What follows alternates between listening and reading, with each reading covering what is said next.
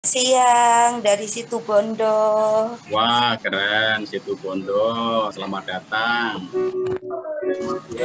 Ini sudah kedua kali, Bapak. Iya, terima kasih, Bu. Selamat siang, Pak Doni dari Turen, Malang. Selamat siang, Pak Doni. Selamat siang, Wah, dari Kalimantan Selatan. Selamat siang dari Pamekasan hadir. Dari Wah, terima Batam. kasih, Bu. Dari Pamekasan. Pamekasan. Keren. Selamat siang dari Kalimantan Selatan. Kalian hadir. Ibu Rina dari Kalimantan. Terima kasih. Masih hadir, Pak. Dari Flores. Dari Batam. Dari Batam, Kedamiana dan kawan-kawan. Masih hadir, Pak.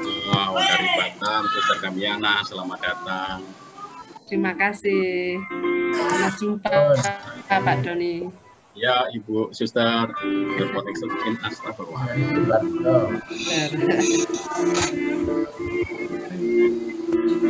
Selamat siang Pak, dari Selat Panjang Riau. Selamat datang, Bu Yestina. Selamat siang. Dinar, teman. Selamat siang dari Mulai. Sorong, Papua Barat. Hadir. Selamat datang, Bu Nurvin, Papua. Ya, terima kasih Bapak. Selamat siang, Pak. Saya dari Pekanbaru, Riau. Wow, selamat datang Ibu Anastasia dari Pekanbaru.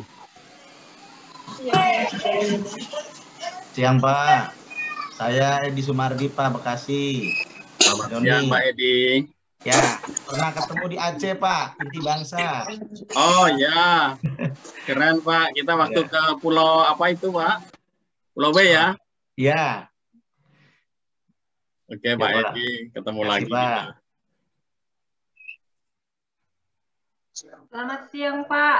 Dari Kalimantan Tengah siap gabung, Pak. Ya, Bu Sri, selamat datang Kalimantan Tengah. Selamat siang dari Manado. Siang Pak, dari Bumi Arema siap bergabung. Wah, selamat siang. Selamat siang. Assalamualaikum. Yang Waalaikumsalam. Waalaikumsalam. Sedang sekolahan priwe. Baik, keadaan mute. Karena sebentar lagi kita akan memulai talk show. Sehingga acara kita bisa berlangsung dengan lebih lancar lagi. Kami mohon bantuan Bapak dan Ibu untuk memastikan kembali untuk account Zoom Bapak dan Ibu, Suster, Romo dalam keadaan mute.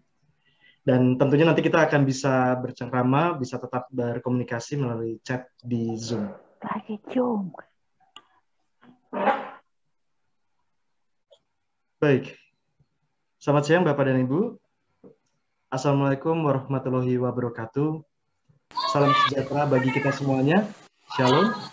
Om Swastiastu, Namo Buddhaya. Salam kebajikan. Bagaimana kabarnya Bapak dan Ibu?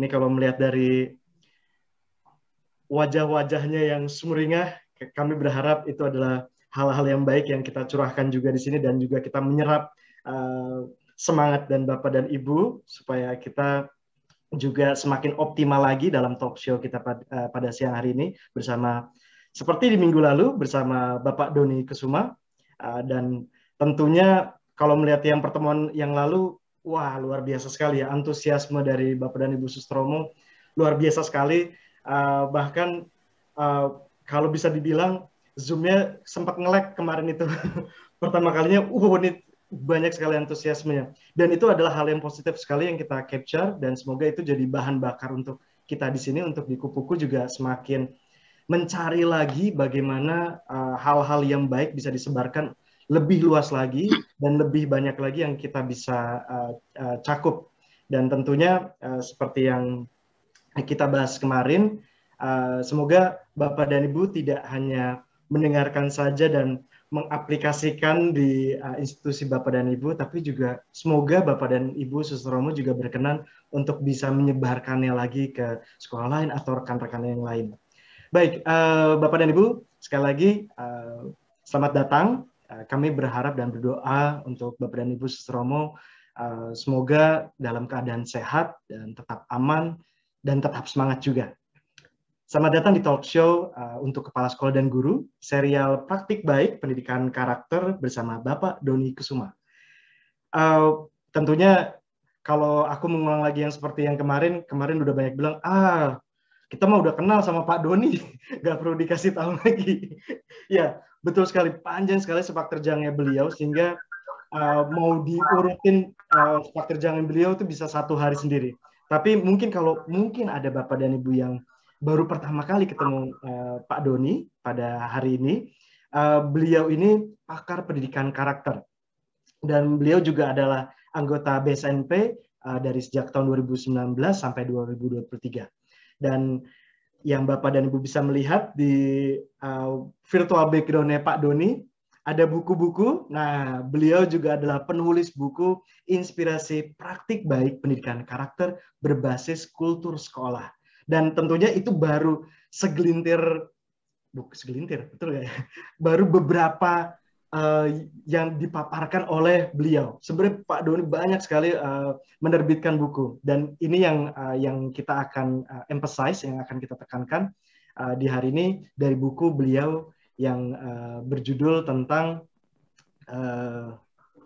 Inspirasi Praktik Baik Pendidikan Karakter berbasis kultur sekolah. Dan untuk hari ini, kalau kemarin kita ngomongin tentang lingkungan fisik dari sekolah itu sendiri, dan bagaimana kita bisa bersama-sama mengelola dan juga menjaga, dan tentu juga memaksimalkan lingkungan fisik sekolah. Dan hari ini kita akan membahas dengan topik apresiasi sebagai dasar transformasi dan perubahan. Dan jadi Bapak dan Ibu, misalkan kalau ada pertanyaan-pertanyaan yang kira-kira keluar dari topik ini, mungkin kita tidak bisa menjawab hari ini. Dan kita akan, seperti yang kita sudah sampaikan waktu di pertemuan pertama, di sesi yang pertama, bahwa ini kita akan menjadi series, ada 5 topik besar, dan nanti mungkin pertanyaan yang Bapak dan Ibu tanyakan di hari ini tidak terjawab, mungkin akan terjawab di topik berikutnya, di seri berikutnya.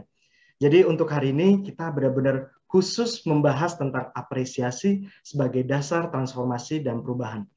Dan tentunya nanti kalau Bapak dan Ibu, sebenarnya kita sudah menangkap banyak sekali ratusan pertanyaan dari Bapak dan Ibu, dan Pak Doni juga sudah melihat luar biasa antusiasmenya, dan kita mencoba merangkum beberapa yang mirip-mirip sehingga bisa menjadi pertanyaan nanti pada saat setelah Pak Doni selesai memaparkan. Oke, melalui sesi ini kita juga ingin berterima kasih nih kepada Buku untuk Papua sebagai community partner kita. Mungkin Bapak dan Ibu Susromo bisa melihat di sini ada logonya, ada Buku untuk Papua. Buku untuk Papua saat ini di sesi ini sampai nanti beberapa sesi ke depan itu menjadi community partner dari Kupu Indonesia. Kami berharap juga semoga dengan adanya community partner Buku untuk Papua ini kita bisa menjangkau lagi, menyebarkan praktik-praktik baik ke sobat-sobat Kupuku, kepala sekolah, guru, dan teman-teman di area timur Indonesia. Sehingga semakin banyak juga cakupan yang menerima kebaikan yang disebarkan juga oleh Pak Doni. Oke, sekali lagi kami informasikan Bapak dan Ibu untuk bisa mungkin secara berkala melihat lagi, cek apakah mikrofonnya masih dalam keadaan mute atau tidak. Tentunya nanti juga teman-teman Kupuku di sini juga turut membantu untuk memastikan kembali apakah mikrofonnya dalam keadaan mute. Kami berharap juga ini untuk bisa memperlancar nanti ketika Pak Doni memaparkan ataupun pada saat nanti tanya jawab. Oke, apabila nanti teman-teman Bapak Ibu guru, kepala sekolah ketika pada saat mengikuti melalui Zoom tiba-tiba terlempar keluar karena mungkin kendala jaringan dan sulit untuk masuk lagi ke dalam Zoom, nanti sebagai alternatif Bapak dan Ibu Sustromono juga bisa menyaksikan live streamingnya Pak Doni melalui Facebook Kupu Indonesia. Dan ini juga ada pesan yang ingin disampaikan panitia juga kemarin ini.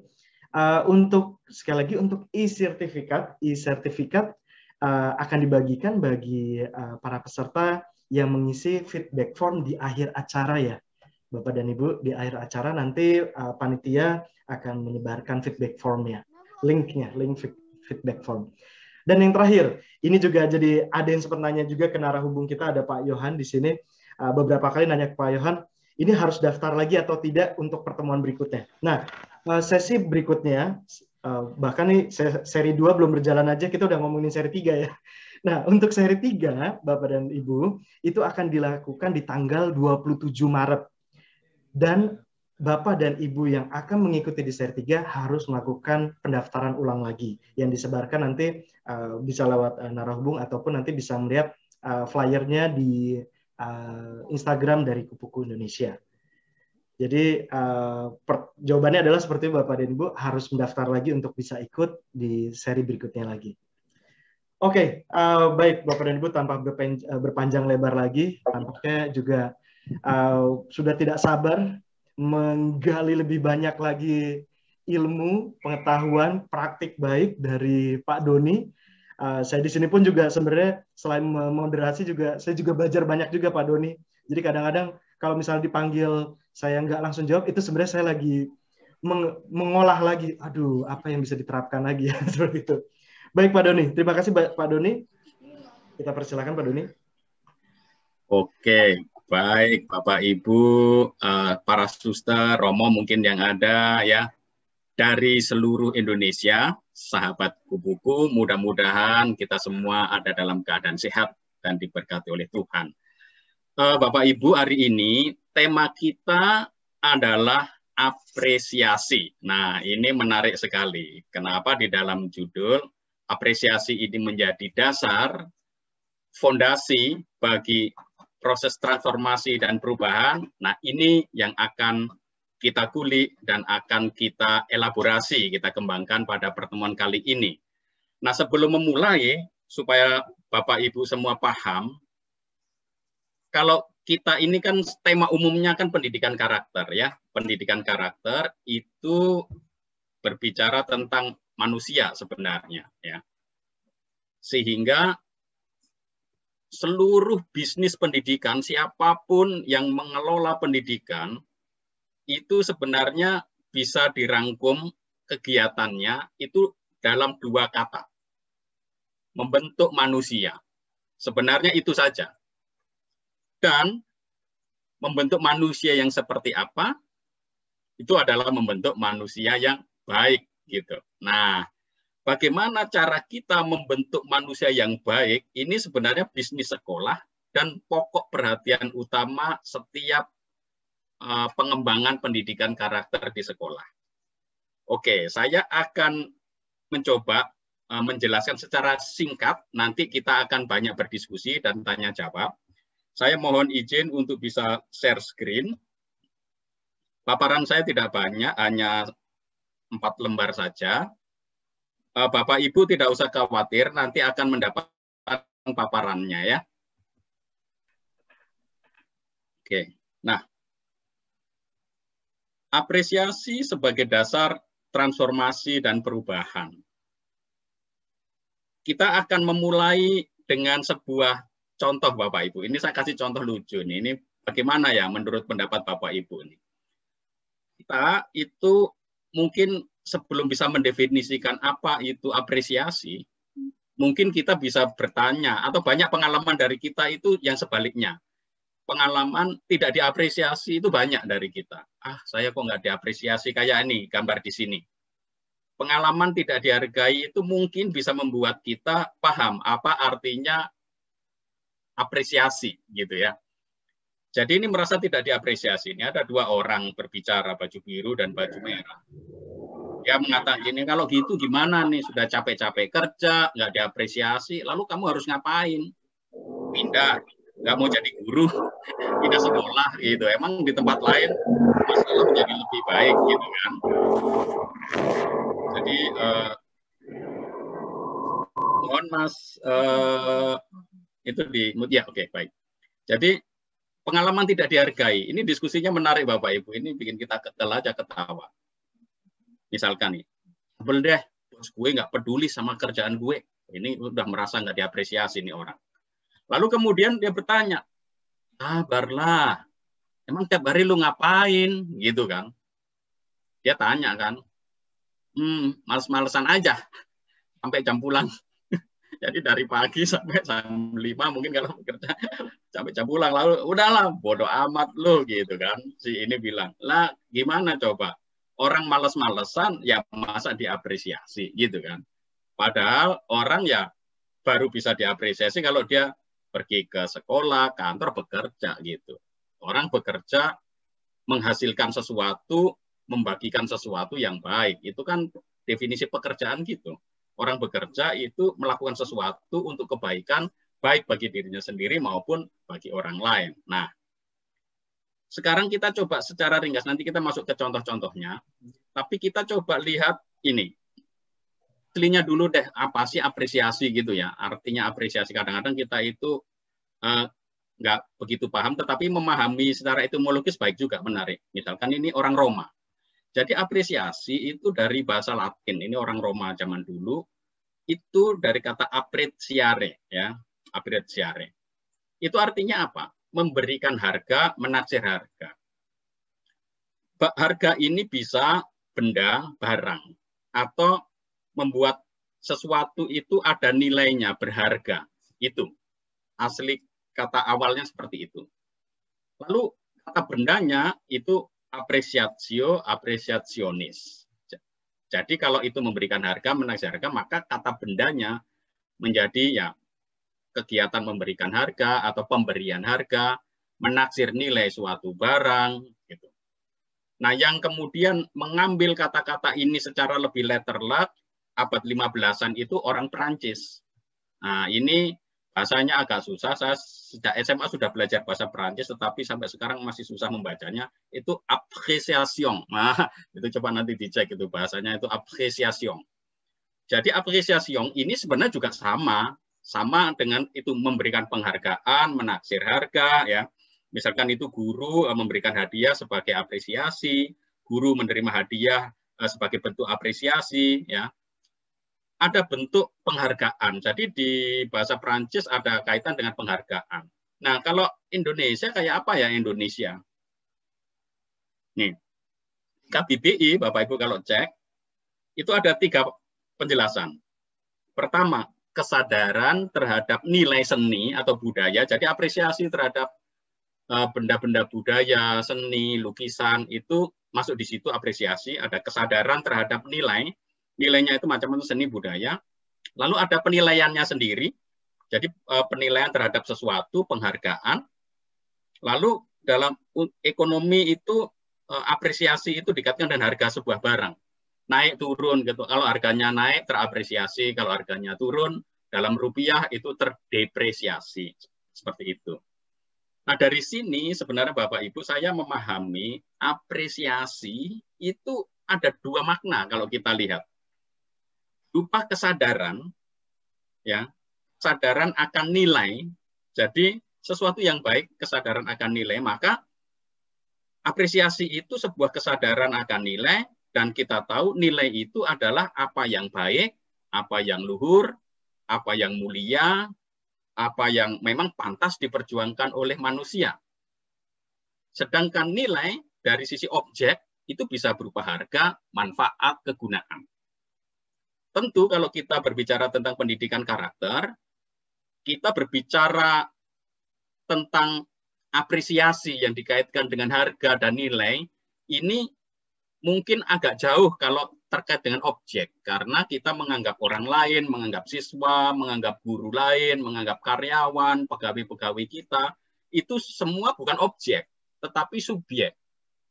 Sehingga kita tidak fokus ke nilai sebagai objek harga atau manfaat. Jadi misalkan, wah orang ini sudah nggak bermanfaat nih bagi sekolahku, dilepas, dipecat misalkan gitu. Enggak. Jadi enggak ada kaitannya antara pembentukan manusia dalam hal komitmen pada nilai ini dengan objek. Tetapi nanti juga bisa diobjektivasi. Artinya di dalam setiap proses pendidikan kita bisa tahu, oh ini sesuatu itu baik, maka diapresiasi secara objektif. Tetapi dalam konteks ini saya ingin mengajak kita untuk poin yang satu. Apresiasi itu adalah kesadaran yang baik dalam diri manusia, yang manusia itu bisa memahami apa yang baik, luhur, dan pantas diperjuangkan oleh manusia, yang diperjuangkan oleh manusia sebagai sesuatu yang memang berharga dan bernilai. Ini kalau kita lihat artinya gitu. Nah, sekarang saya ingin mengajak Bapak Ibu untuk melihat dalam setiap tindakan apresiasi itu sebenarnya ada apa saja sih gitu. Ini kadang-kadang saya ini sambil merenungkan itu kok agak berpikir juga, ini kenapa ya orang kok lebih suka diapresiasi gitu. Mungkin kalau ada Mas dari panitia yang pakai anotasi ini mohon dihapus ya, karena bisa agak mengganggu coret-coretannya. Jadi makna di balik tindakan apresiasi. Nah, ini apa gitu? Pertama saya melihat ini. Tampaknya Bapak Ibu, Suster, Romo mungkin yang hadir di sini semua, kita setuju dan sepakat bahwa tampaknya setiap dari kita itu senang ya kalau diapresiasi daripada dicaci ya.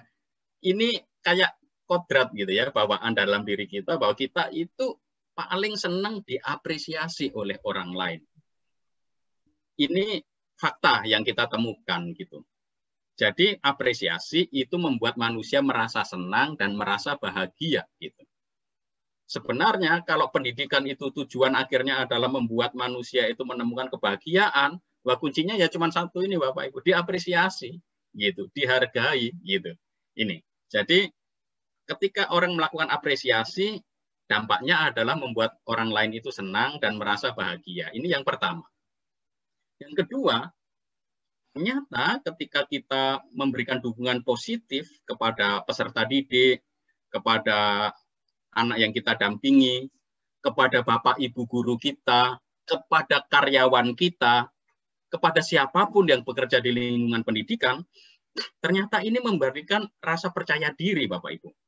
Mereka merasa dihargai, bernilai, dan dirinya itu mampu memberikan sumbangan pada kebaikan komunitas.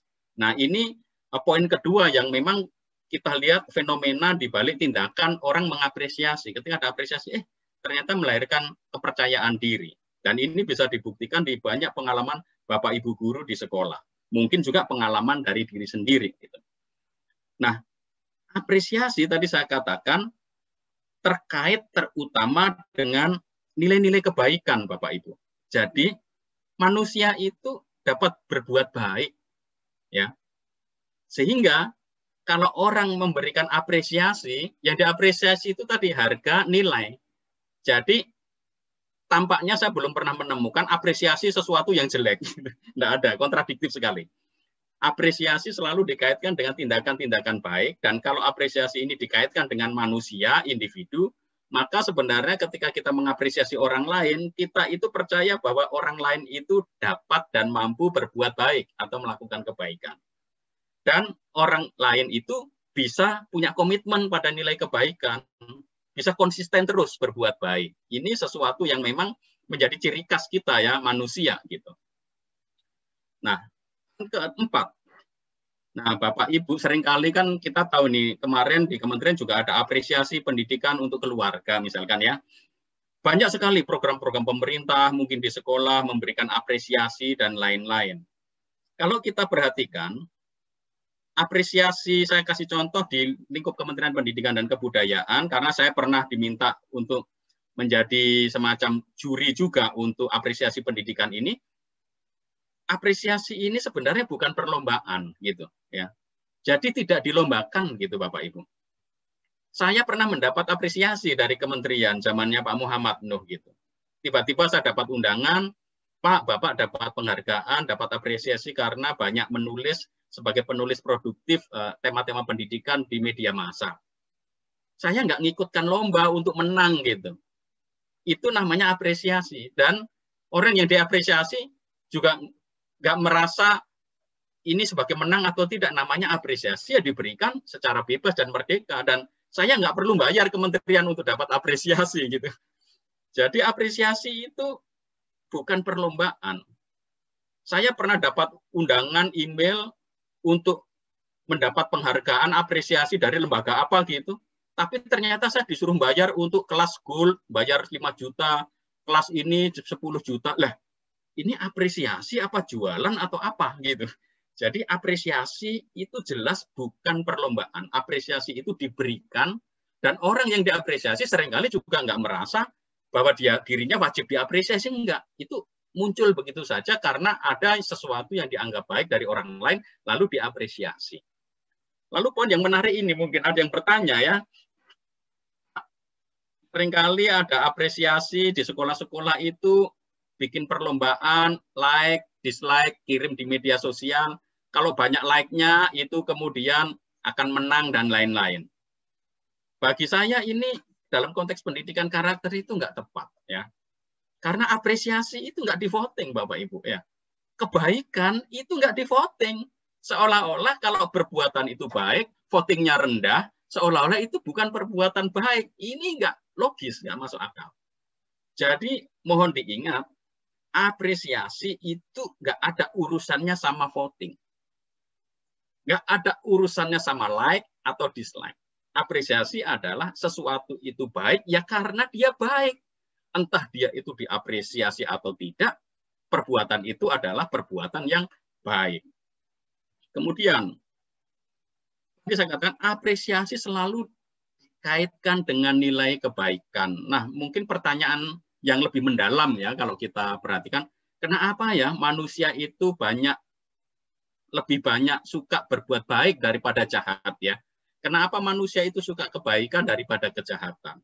Ini kan pertanyaan misterius ya bagi kita sebagai manusia gitu. Tapi kalau kita urut-urut ternyata ini urusannya itu bukan hanya urusan manusia Bapak Ibu. Jadi manusia bisa berbuat baik ini tampaknya memang kita sejak lahir, sejak mungkin kodrat manusia diciptakan oleh Tuhan itu harus berpartisipasi dalam kebaikan Tuhan gitu. Makanya di dalam banyak agama itu selalu pesannya adalah berbuat baik, agama apapun gitu. Saya belum menemukan itu ya yang agama yang ngajak untuk berbuat jahat, nggak ada itu. Jadi kita coba lihat misalkan nih kalau di agama Katolik misalkan ya, ini kan ada kata-kata bahkan mengasihi musuh gitu. Hendaklah kamu mengasihi musuh kamu dan berbuat baik kepada mereka. Loh, berbuat baik pada musuh. Ini kan sesuatu yang nggak mudah ya. Atau kalau kita coba lihat ini saya search di internet di Al-Baqarah 148 misalkan umat muslim diminta untuk berlomba-lombalah dalam berbuat kebaikan Bapak Ibu. Jadi kalau saya berbicara tentang kebaikan, apakah memang manusia sendiri yang bisa berbuat baik atau apa? Itu kan pertanyaan yang selama ini saya renungkan juga. Sebenarnya saya ini berbuat baik itu kenapa ya? Kok kenapa saya suka berbuat baik daripada tidak gitu? Nah, menurut saya ini setelah saya renung-renungkan itu tampaknya ini menarik juga. Ternyata berbuat baik itu nggak ada, bukan sekedar itu tindakan yang dilakukan oleh manusia sebagai individu sendirian, bukan. Saya yakin bahwa orang yang berbuat baik itu dia dapat rahmat gitu. Dapat tuntunan dari yang ilahi. Jadi itu akan lanjutkan. Jadi tampaknya dalam setiap kebudayaan itu ada hal yang disebut bagaimana orang berterima kasih atas sesuatu kebaikan yang sudah diterima. Ya, dan Indonesia bahasanya itu lebih tepat terima kasih gitu. Jadi memang di balik tindakan apresiasi itu selalu ada ungkapan yang disebut terima kasih. Ya. Ini menjadi kata kunci Bapak Ibu.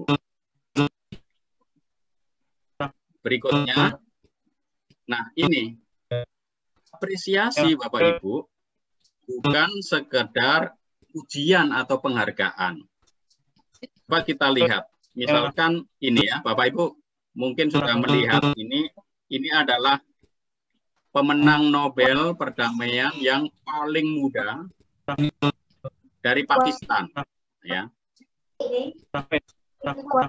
Apa yang dia lakukan sehingga dia itu mendapat apresiasi dan kemudian penghargaan?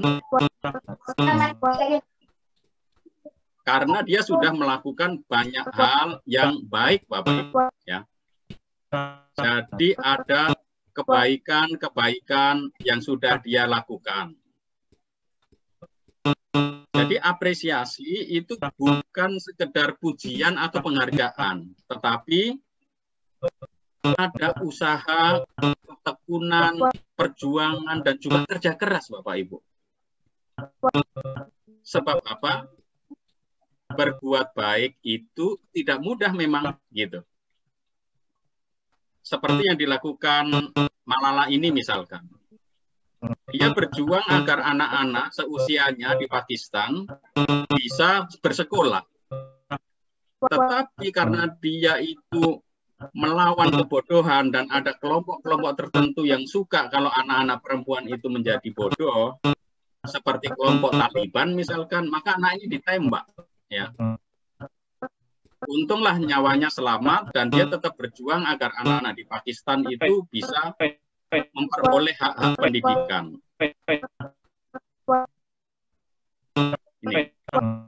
Kemudian apresiasi membutuhkan ketulusan dan niat baik. Itu dari pihak orang yang mengapresiasi. Ya.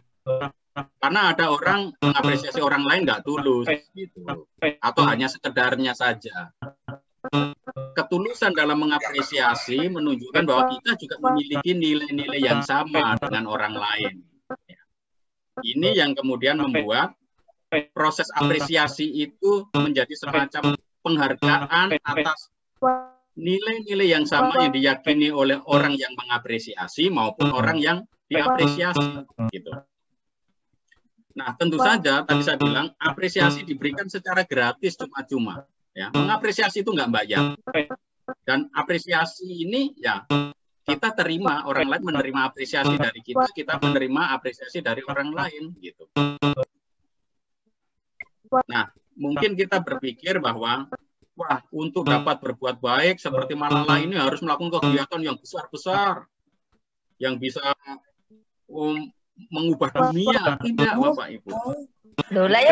Ibu Teresa menunjukkan bahwa orang nggak perlu melakukan hal-hal yang besar, tapi yang penting adalah kita melakukan hal-hal kecil dengan cinta yang besar. Itu kalau Ibu Teresa mengatakan seperti itu.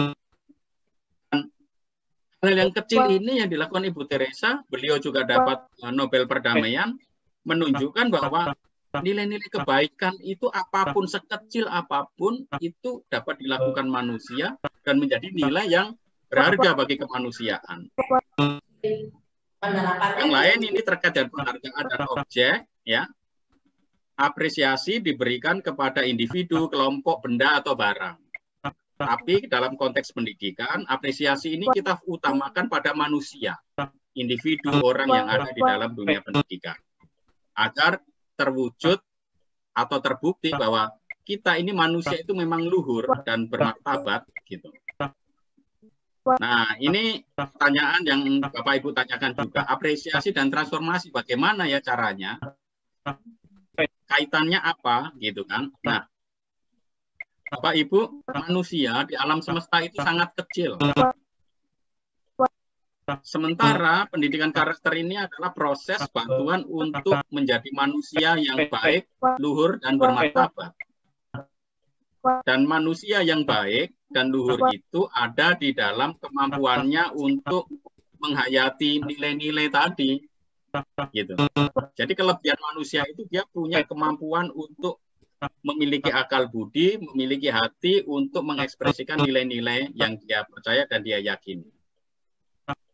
Maka transformasi itu apa sih maksudnya? Melalui apresiasi kita ingin setiap orang menjadi lebih baik. Bapak Ibu guru menjadi lebih baik, kepala sekolah menjadi lebih baik, orang tua menjadi lebih baik, anak-anak kita menjadi lebih baik. Artinya perubahan itu adalah terjadi karena ada nilai-nilai kebaikan yang merubah individu.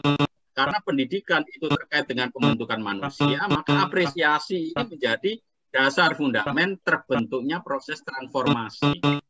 Ya. Dan transformasi ini nggak bisa dilakukan sendirian, Bapak Ibu, melainkan dilakukan di dalam kebersamaan dengan orang lain, gitu. Nah, dari sinilah kita kemudian menyimpulkan bahwa apresiasi menjadi dasar bagi proses transformasi dan perubahan di pendidikan. manusia menjadi lebih baik, siswa menjadi lebih baik, guru menjadi lebih baik, orang tua menjadi lebih baik, karyawan, tenaga kependidikan kita menjadi lebih baik. Dari mana mulainya?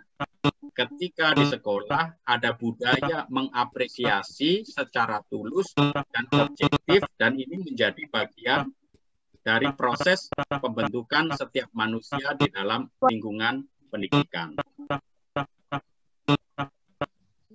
Nah, maka dari sinilah kita kemudian berbicara tentang terima kasih Bapak Ibu sudah mau mendengarkan sharing sekilas dari saya ini. Mungkin ada yang mau sharing juga. Saya mau bertanya Pak Doni. Oke, Suster Vincentia, silakan Suster. Ya, maaf tidak bisa open cam. Terima kasih bahwa tadi sudah menjelaskan dengan baik apa itu apresiasi bagi kita, dan semakin dipahami karena selama ini yang saya mengerti apresiasi suatu pemberian seperti hadiah, seperti balas jasa, kerja keras setelah kerja keras lalu berhak mendapatkan sesuatu begitu. Nah, pertanyaan saya Pak Doni, kapan saat yang tepat kita memberikan apresiasi kepada seseorang, entah itu guru atau ke siswa? Terima kasih Pak Doni. Oke, baik Suster. Mohon diulangi lagi Suster karena tadi ada suara lain yang nimbrung sehingga saya kurang begitu jelas. Oh iya. Terima kasih. Pertama, Pak Doni tadi sudah menjelaskan apa arti sesungguhnya apresiasi gitu ya. Yang selama ini mungkin kita pahami hanya sebatas pemberian sesuatu hadiah gitu ya, atas kerja keras atau apa gitu ya. Pertanyaan saya sederhana, kapan waktu yang tepat memberikan apresiasi baik kepada guru maupun juga mungkin siswa kita sebagai guru di sekolah? Terima kasih Pak Doni. Baik, terima kasih Suster Vincentia. Pertanyaannya kan kapan kita memberikan apresiasi yang tepat gitu ya. Nah, di sekolah itu kalau bertanya tentang kapan itu kan berarti kita tentang waktu ya. Artinya dalam situasi kondisi seperti apa kita bisa memberikan apresiasi. Sebenarnya apresiasi dalam konteks pendidikan karakter ini tidak mengenal pembatasan waktu, Suster. Sikap dan kegiatan aktivitas yang dilakukan oleh siapapun dalam konteks pendidikan. Jadi kalau mungkin dalam ruang lingkup sekolah saja, misalkan mungkin ya mulai anak masuk sekolah, mulai pintu gerbang sekolah dibuka, sampai pintu gerbang sekolah ditutup, saat itulah berbagai macam apresiasi. Apa kabar di beberapa tempat itu sebelum pandemi ya, misalkan mereka bersalaman, menyapa, itu kan sebagai bentuk apresiasi bahwa terima kasih kamu sudah hadir di sekolah, kamu sudah siap untuk belajar, kamu sudah siap untuk berbuat baik hari ini melalui pendidikan. Itu bisa menjadi bentuk apresiasi. Jadi sebenarnya proses mengapresiasi itu sebenarnya terjadi secara natural, Suster. Tidak perlu ada setting atau tidak perlu direncanakan. Yang dibutuhkan adalah kemampuan setiap orang, setiap individu, Bapak, Ibu guru, atau warga sekolah untuk melihat hal-hal yang baik, apa yang sudah dilakukan oleh mereka yang ada di dalam lingkungan pendidikan. Jadi apresiasi itu sungguh-sungguh merupakan suatu bagian dari dinamika kehidupan kita yang sebenarnya nggak perlu ditentukan waktunya lah maksudnya gitu ya. Apakah awal tahun ajaran, tengah tahun ajaran, akhir tahun, tidak. Jadi apresiasi dalam arti kita tahu bahwa orang lain berbuat baik dan itu kita akui, kita dukung. Nah, saat itulah sebenarnya proses pemberian apresiasi itu muncul. Nah, tadi saya katakan, kenapa apresiasi ini menjadi dasar perubahan? Karena seringkali Bapak Ibu Suster, sekolah itu seringkali mikirnya gini, kalau saya mau membuat sekolah saya menjadi lebih baik, modal saya apa ya? Seolah-olah modalnya itu adalah bangunan sekolah, sarana prasarana, laboratorium, dan lain-lain.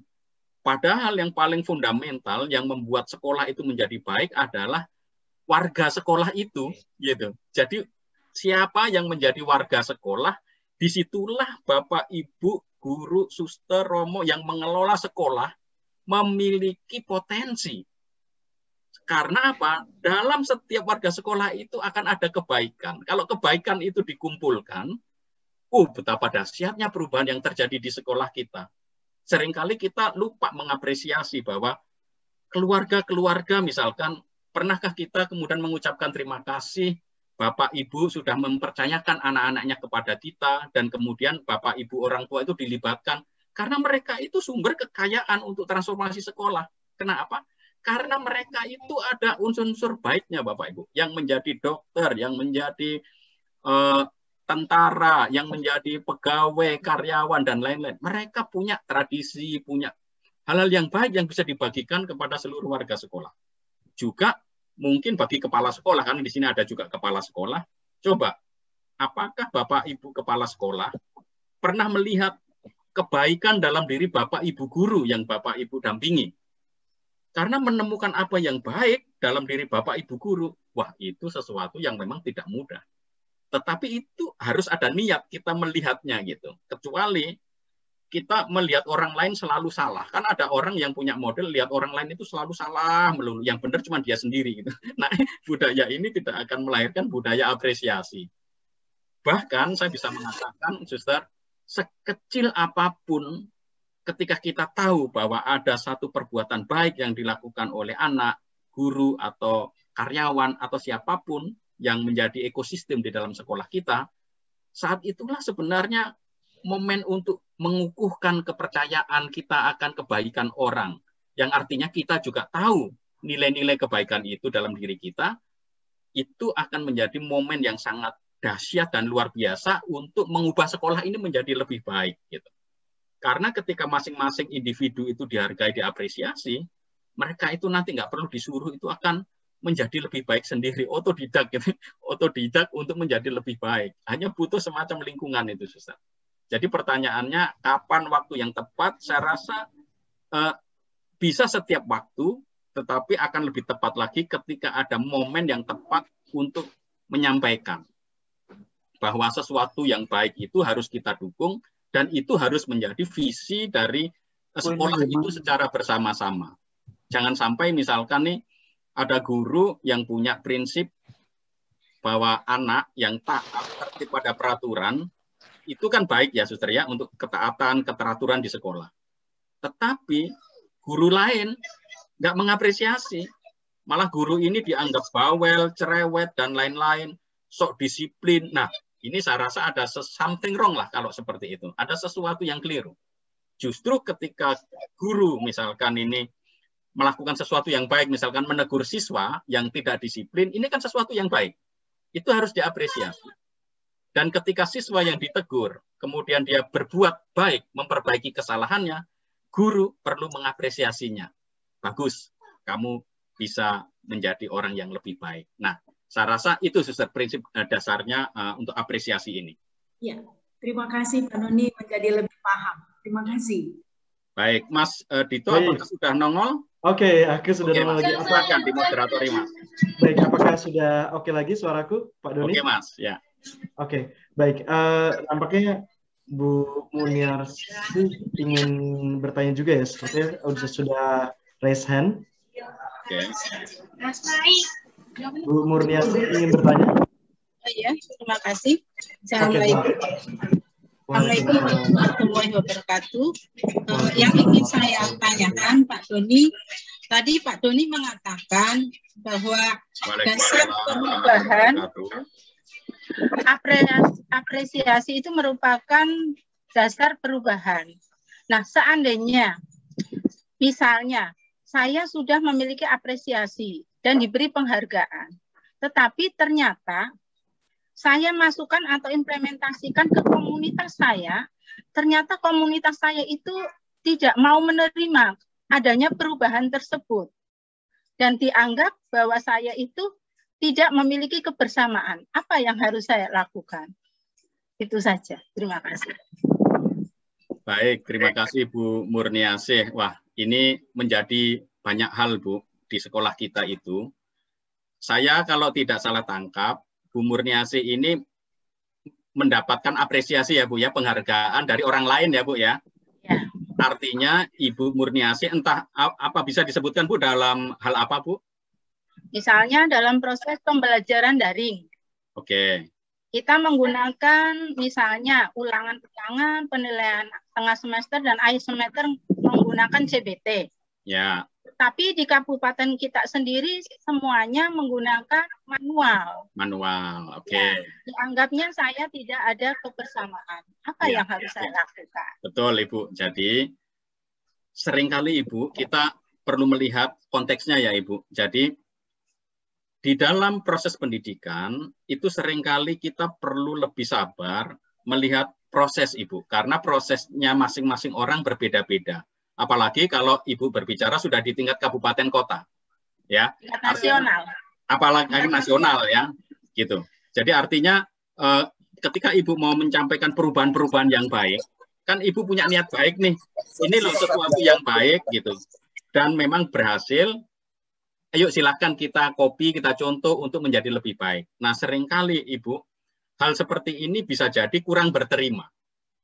Kenapa? Karena mungkin orang merasa jadi ribet, karena kalau terkait dengan tadi proses pembelajaran yang menggunakan teknologi, itu kan ada banyak syaratnya Ibu. Harus ada kesiapan sarana, prasarana, infrastruktur. Mungkin kalau saya menangkap, mereka itu bukannya tidak mau berubah, tetapi mungkin situasi yang mendasari proses perubahan itu belum terjadi atau belum ada, sehingga seperti ada loncatan Ibu. Nah itu yang harus kita lihat. Maka untuk Ibu Murniasih sebaiknya Ibu tidak perlu berkecil hati Ibu. Tetap melaksanakan hal yang bagus sambil melihat pelan-pelan siapa yang bisa diajak untuk berubah. Gitu. Dan mungkin bisa jadi Ibu Murniasih sendiri di SMP-nya itu ada yang tidak mengapresiasi gitu kan. Bisa jadi, wah ini kok malah aktifnya di luar terus gitu, di sekolahnya sendiri saja, saya tahu kok kamu kan kayak gini gitu kan. Nah biasanya memang gitu Bu, orang rumah sendiri seringkali tidak mengapresiasi karena biasa ya. Jadi ini harus kita lihat bahwa memang mengapresiasi itu meskipun itu hal yang sederhana, tapi tampaknya sulit juga gitu.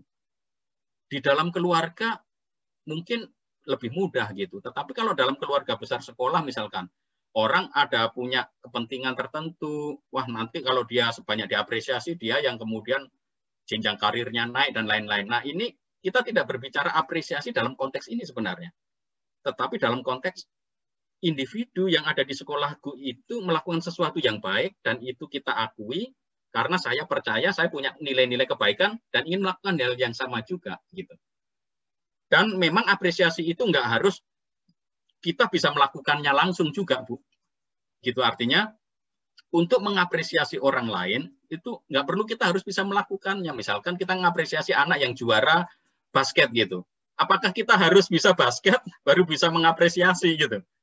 Tetapi ketika kita nggak bisa basket, lalu kemudian kita tahu usaha dan jerih payahnya, kita bisa mengapresiasi orang lain. Dan kuncinya apa? Tadi di beberapa slide saya sebutkan, ada dua hal. Kuncinya kalau kita itu tahu kita nggak bisa melakukannya pun, apresiasi itu harus tulus. Kita tahu bahwa ada usaha, kerja keras. Dari situlah kita kemudian bisa melihat bahwa apresiasi yang kita berikan itu bukan sekedar ikut-ikutan. Oh selamat ya kamu dapat juara, enggak gitu. Tetapi kita menunjukkan selamat ya nak kamu sudah berjuang keras gitu. Bahkan Bu Murniasih, ketika anak kita misalkan nih kita minta untuk ikut perlombaan dan dia kalah, ya. Dia kalah itu tidak langsung konsekuensinya nggak diapresiasi, tidak Bapak Ibu. Justru ketika dia sudah berjuang, berusaha, anak-anak terima kasih sudah mewakili sekolah meskipun kita belum berhasil, kita perlu bekerja keras, tetapi semangat kalian untuk berjuang itu kami apresiasi. Kita nggak boleh putus asa, mungkin belum waktunya untuk kita. Jadi apresiasi itu sebenarnya nggak harus selalu terkait dengan sesuatu yang keberhasilan, tidak. Tetapi sebuah kegagalan yang dilakukan dengan cara terhormat, mereka sudah fair play, bermain bagus, tetapi mungkin musuhnya lebih baik, kita perlu mengapresiasi musuh yang sudah bermain baik dan mengajak anak-anak untuk belajar menjadi lebih baik. Nah, prinsip-prinsip ini harus diperhatikan benar-benar Ibu Murniasih, dan tentu saja kalau kita sudah mendapat apresiasi dan kita ingin menularkan kebaikan itu, lalu kemudian yang lain itu lingkungan masih menolak, nah tentu ini masih menjadi pekerjaan kita semua. Tadi saya bilang tidak mudah untuk berbuat baik karena manusia itu cenderung iri, cenderung suka cemburu ya. Dan sebenarnya tidak ada alasannya gitu. Mungkin itu Ibu Murniasih. Terima kasih atas pertanyaannya. Mas Baik. Dito sudah Ya. oke? Oke. Oke. Mungkin. Ibu Marcelina ingin. Masih belum kelihatan. Terima kasih. Saya memang sangat tertarik apa yang dibawakan oleh Pak Doni. Saya pernah mengalami, ya, waktu saya masih menjadi guru sebelum menjadi kepala sekolah. Ada kelas yang anak-anaknya begitu sampai mata pelajaran tertentu itu gurunya sampai tidak mau masuk. Tapi karena kebetulan mata pelajarannya sama dengan saya berinisiatif untuk masuk karena dibilang anaknya begini, nakal dan sebagainya. Tetapi ketika saya dalam pembelajaran itu menerapkan seperti yang apa Pak Doni bilang tadi, memberikan apresiasi. Mereka suka datang terlambat, tapi waktu mereka datang terlambat, saya bilang, nak, kamu datang terlambat. Sebagai sanksinya kita sepakat ya, yang terlambat tadi harus bisa menjawab pertanyaan itu dengan kalau dia jawab benar baru kita kasih duduk. Jadi perlahan dia jawab tidak benar pun oke. Kita berikan tangan buat si A, dia bisa menjawab apa ada yang bisa melengkapi. Jadi saya pakai dengan cara mengapresiasi terus menerus. Akhirnya kelas itu berubah menjadi lebih baik. Jadi memang saya sangat sepakat. Jadi bagaimana siswa kita itu kita bawa ke arah yang lebih baik dengan guru memberikan apresiasi yang saya sepakat, bukan apresiasi yang pura-pura, karena sesuatu yang dilakukan dengan tulus atmosfernya akan beda jika dilakukan dengan terpaksa atau tidak tulus.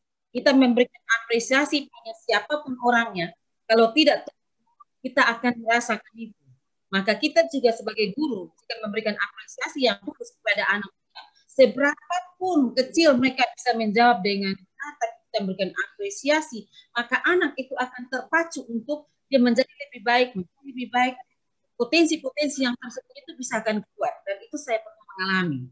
Nah sekarang setelah menjadi kepala sekolah, saya juga melakukan itu apresiasi, artinya saya datang ke tempat yang baru, berarti apa?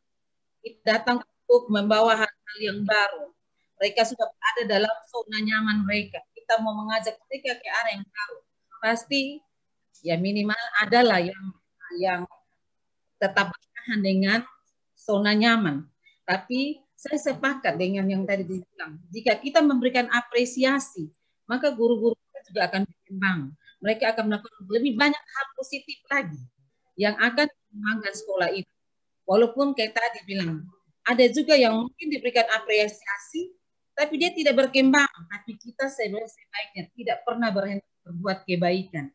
Karena kebaikan, seberapa banyak pun kebaikan kita berikan, itu tidak akan merugikan kita, tapi kebaikan itu akan berbalik kepada diri kita sendiri. Terima kasih. Baik. Terima kasih banyak Bu Marcelina dari. Terima kasih sharingnya Ibu. SMAN 1 Kupang. Ya, terima kasih Bu Marcelina. Baik, aku sedikit lanjut. Pak Doni, oke, ini. Tanya Pak, boleh? Sorry, sebentar Pak. Ini jadi ini sebenarnya ada pertanyaan juga di chat. Ada dari sebenarnya mirip Pak Budi Iswanto dan juga dari Pak Suharsana dari Dumai Riau. Ini pada dasarnya lebih kepada itu tadi Pak Budi Iswanto yang berbicara ya? Iya. Oh, monggo Pak Budi, silakan Pak. Terima kasih Pak Doni, menarik sekali. Ini sharing Pak, keluhan anak saya. Iya, bagaimana Pak Budi? Ketika anak saya itu murung gitu. Murung ketika SMA ya, murung saya dekati. Apa le gitu. Pak aku bingung gitu. Apa kok bingung? Terus dia cerita, Pak kita di rumah itu ya saya menerima Bapak bilang yang baik-baik. Di sekolah juga begitu.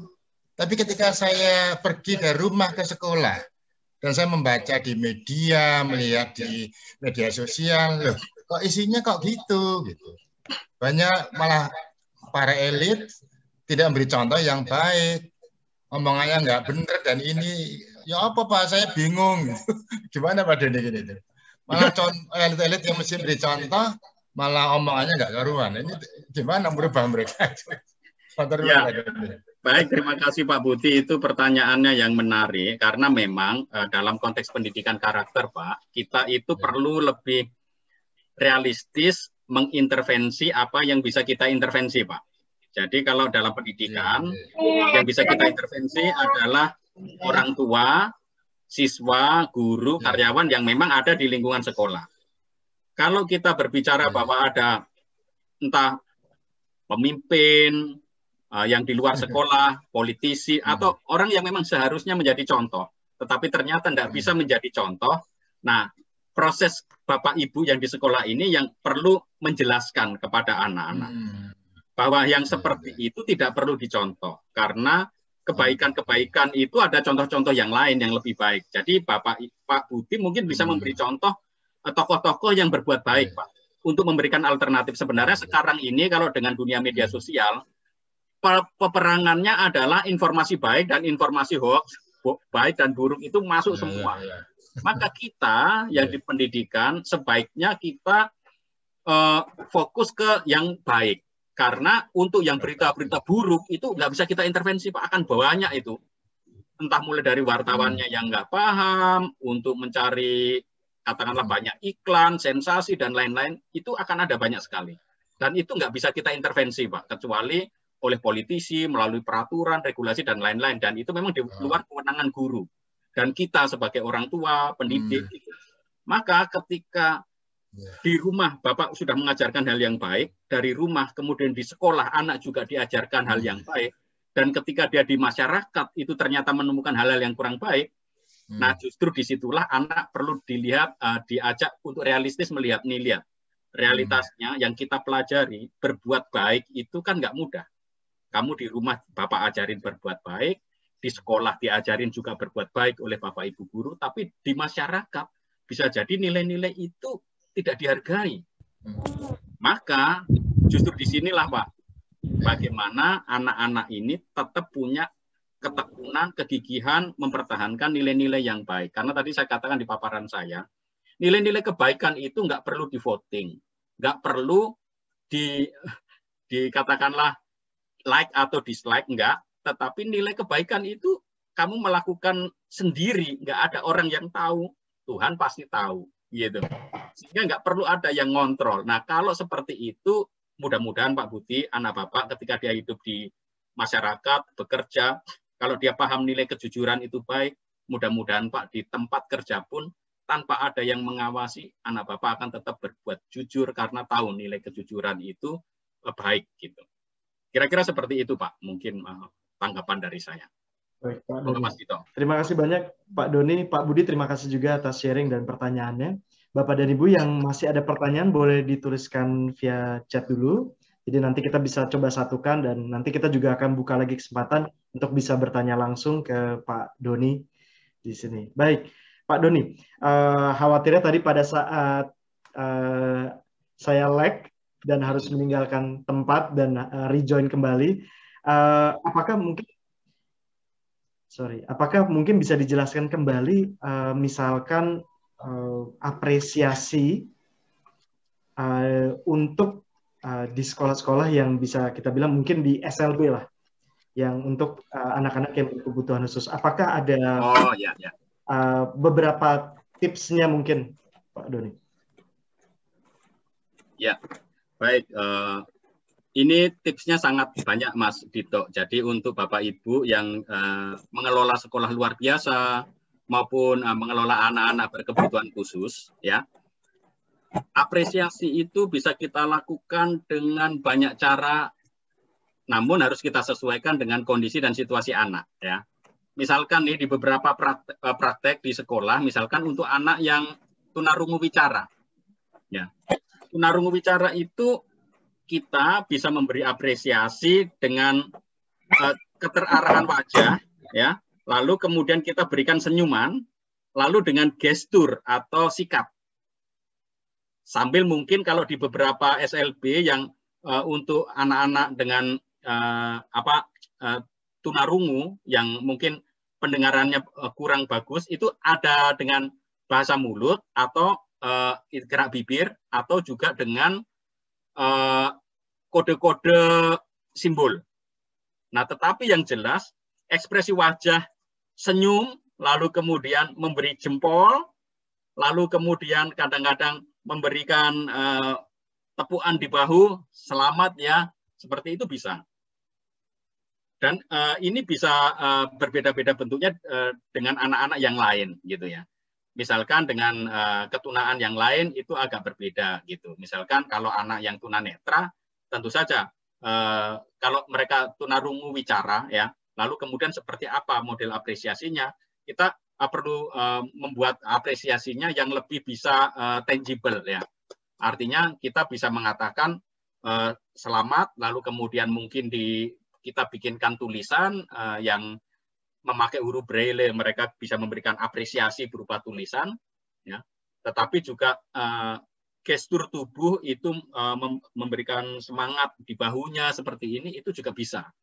Jadi artinya apresiasi itu bisa wujudnya macam-macam berupa ungkapan, ekspresi wajah, gestur atau gerak tubuh, yang intinya gestur ini menunjukkan bahwa Bapak Ibu guru mendukung, mensupport, mengapresiasi anak-anak yang sudah melakukan sesuatu yang baik. Kalau anak misalkan dalam hal pelajaran itu agak lama dan kemudian dia berhasil menguasai satu materi, itu bisa diberikan apresiasi. Entah itu nanti kita berikan stiker untuk dipasang, atau sebagai nanti portofolio dan lain-lain. Jadi ada banyak cara. Jadi artinya apresiasi untuk anak-anak penyandang disabilitas dan di sekolah luar biasa itu masih tetap bisa dilakukan dengan berbagai macam cara. Dan memang terutama itu tadi, bagaimana keterarahan kehadiran kita yang memang penuh dukungan, itu yang penting. Kira-kira begitu, Mas Cito. Baik, terima kasih banyak Pak Doni. Semoga itu juga menjawab juga untuk sobat guru yang memiliki sekolah inklusi juga ya, berarti Pak Doni ya. Oke, ini sudah masuk beberapa pertanyaan lagi dari sobat guru dari SDK 3. Oke, ini sebenarnya sempat di-mention tadi sebelumnya, tapi mungkin bisa dijelaskan lebih lanjut lagi oleh Pak Doni. Memang memberikan apresiasi itu adalah hal yang wajib ya sebenarnya di lingkungan sekolah. Namun ada kesulitan. Misalkan memberikan apresiasi kepada guru atau pegawai yang tidak disiplin sebenarnya. Kira-kira bagaimana menurut tanggapan Pak Doni? Jadi memberikan apresiasi kepada guru yang tidak disiplin atau pegawai yang tidak disiplin ya, Mas? Jadi kalau aku mengasumsikan ya, berarti ada guru atau pegawai yang tidak disiplin, tapi bisa mungkin di pendekatannya melalui bentuk apresiasi. Oh, begini. Jadi ini kan sebenarnya mengubah proses transformasi melalui apresiasi ya, penghargaan gitu ya. Jadi begini, apresiasi penghargaan terhadap katakanlah karyawan atau mungkin juga pengelola sekolah terhadap Bapak Ibu guru yang mungkin loh ya tidak disiplin atau melakukan berbagai macam tindakan indisipliner, itu bisa dilakukan sejauh ada proses perbaikan. Ya.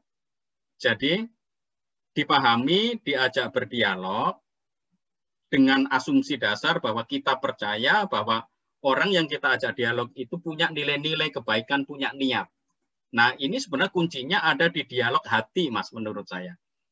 Karena orang tidak disiplin, tidak tepat waktu, atau sering melanggar kesepakatan, itu seringkali ada alasan-alasannya.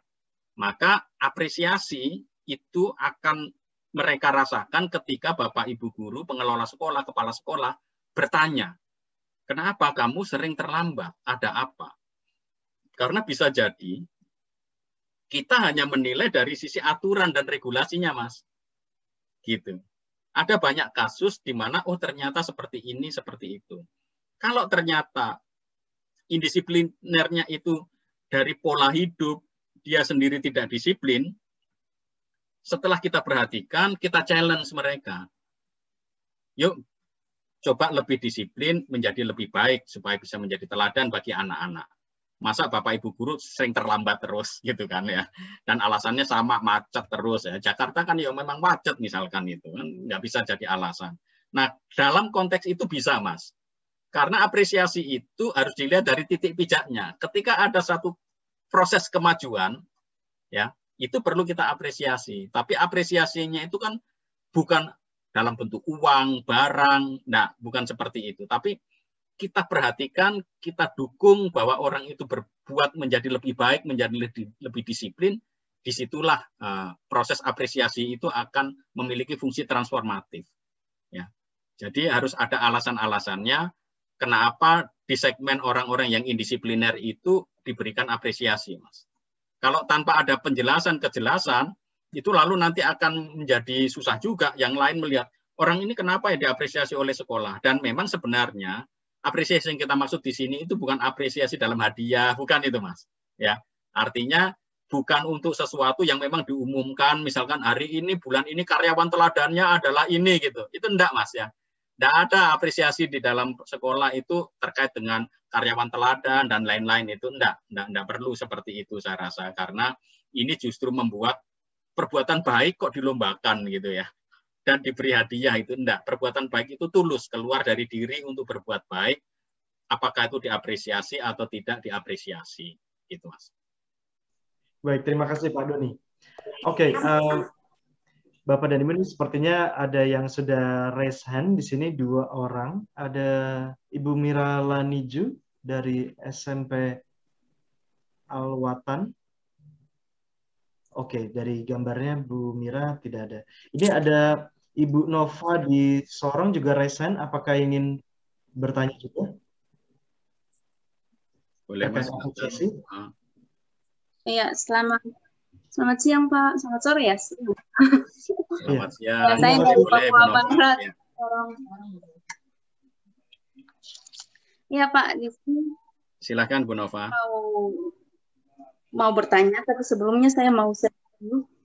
Jadi apresiasi yang Bapak bilang, tadi saya sempat tulis tidak selalu memberikan apresiasi kepada yang berhasil saja, tapi juga kepada yang gagal. Jadi begini Pak, kalau kita di sekolah, mungkin kalau kita untuk guru-guru, kebetulan saya mengajar di TK, kita selalu kasih apresiasi buat anak-anak. Mereka berhasil ataupun tidak berhasil, selesai melakukan tugas ataupun tidak, selalu kita berikan apresiasi. Tapi itu berbeda dengan yang dilakukan dengan orang tua. Pola asuh dari orang tua yang satu dengan yang lainnya kan berbeda. Ya. Jadi ada beberapa orang tua itu yang kalau anaknya tidak berhasil melakukan sesuatu, itu seperti, apalagi kita dari timur, agak sedikit kasar ya Pak. Kamu ini itu saja tidak bisa seperti itu Pak. Jadi apa yang hendak kita lakukan sebagai guru supaya menyampaikan kepada orang tua. Sementara kita tahu kalau orang tua selalu melakukan yang terbaik untuk anaknya dengan tujuan yang baik, tapi pola asuhnya agak sedikit berbeda ketika anaknya tidak berhasil mencapai sesuatu yang baik, dia selalu agak sedikit kasar, seolah-olah dibilang membandingkan ya Bu Nova ya. Membuat anak itu tidak berani lagi untuk mencoba, jadinya dia langsung down gitu. Ya. Jadi baik, terima kasih saya sudah menangkap Bu Nova. Terima kasih Bu Nova dari Sorong. Jadi orang tua itu seringkali punya cara pola asuh sendiri ya. Kadang-kadang dia membandingkan anaknya dengan kemampuan anak yang lain, dan ketika anaknya gagal melakukan sesuatu itu, lalu kemudian bahkan katakanlah ya tidak diapresiasi, tapi malah didepresiasi. Kamu gitu saja tidak bisa, malu-maluin orang tua dan lain-lain gitu. Nah, mungkin nanti Bu Nova dalam pertemuan dengan Bapak Ibu orang tua, ini karena terkait dengan budaya ya, dan saya rasa ada budaya tertentu yang pola asuhnya keras ya. Di daerah timur itu, daerah Kupang itu keras tuh. Kadang-kadang kalau nggak keras itu Pak tidak berhasil Pak gitu ya. Tetapi sebenarnya keras itu hanya menjadi solusi terakhir lah ya dalam proses pendidikan. Karena selama saya menjadi guru, kadang-kadang kita harus keras juga terhadap orang tua, terhadap siswa untuk membuat mereka berubah gitu. Tetapi selama masih bisa dialog, diajak ngomong dan baik-baik, saya rasa tidak masalah. Nah, mungkin merubah perspektif berpikirnya orang tua itu caranya adalah dengan menanamkan pengertian tadi tentang apresiasi tadi, Bu Nova. Jadi apresiasi itu berlaku untuk mengapresiasi anak itu bertumbuh dari kemampuannya yang sebelumnya, bukan dia dibandingkan dengan anak yang lain gitu. Dan harus dipahami oleh orang tua bahwa anak-anak itu beda-beda kemampuan. Yang satu mungkin pintar matematika, kan ada Howard Gardner mengatakan multiple intelligence. Jadi udah bukan saatnya kita banding-bandingkan anak satu dengan yang lain, tetapi justru kita mengapresiasi melihat kebaikannya. Nah mungkin kalau orang tua nggak bisa melihat kebaikan anaknya di mana gitu karena mungkin sibuk bekerja ya. Nah Bapak Ibu guru bisa membantu. Pak, ini anak Bapak itu sangat kuat di sini loh, bagus, dia sangat ini baik di sini karena kemarin kami melihat dia kita percaya untuk kegiatan seni ternyata dia bagus gitu. Masa anak yang maunya seni kemudian bapaknya minta dia jadi pemain basket, mentang itu badannya tinggi ya. Ya, belum tentu badan tinggi itu bisa basket gitu kan. Jadi hal seperti itu bisa saja terjadi Bu Nova, bahwa orang tua itu memiliki konsep seperti itu dan itu memang menjadi tugas. Dan dari pihak sekolah tadi saya katakan orang tua itu aset. Aset apa? Karena justru dari berbagai macam proses pendidikan orang tua itu kita bisa belajar banyak untuk memiliki perspektif-perspektif yang berbeda dalam cara mendidik anak. Sehingga ketika orang tua itu katakanlah protes atau apapun dan lain-lain terhadap kebijakan di sekolah atau mungkin malah tidak mendukung anaknya, kita tetap harus berpikir positif melihat sebenarnya dari orang tua ini apa ya sisi baiknya dia.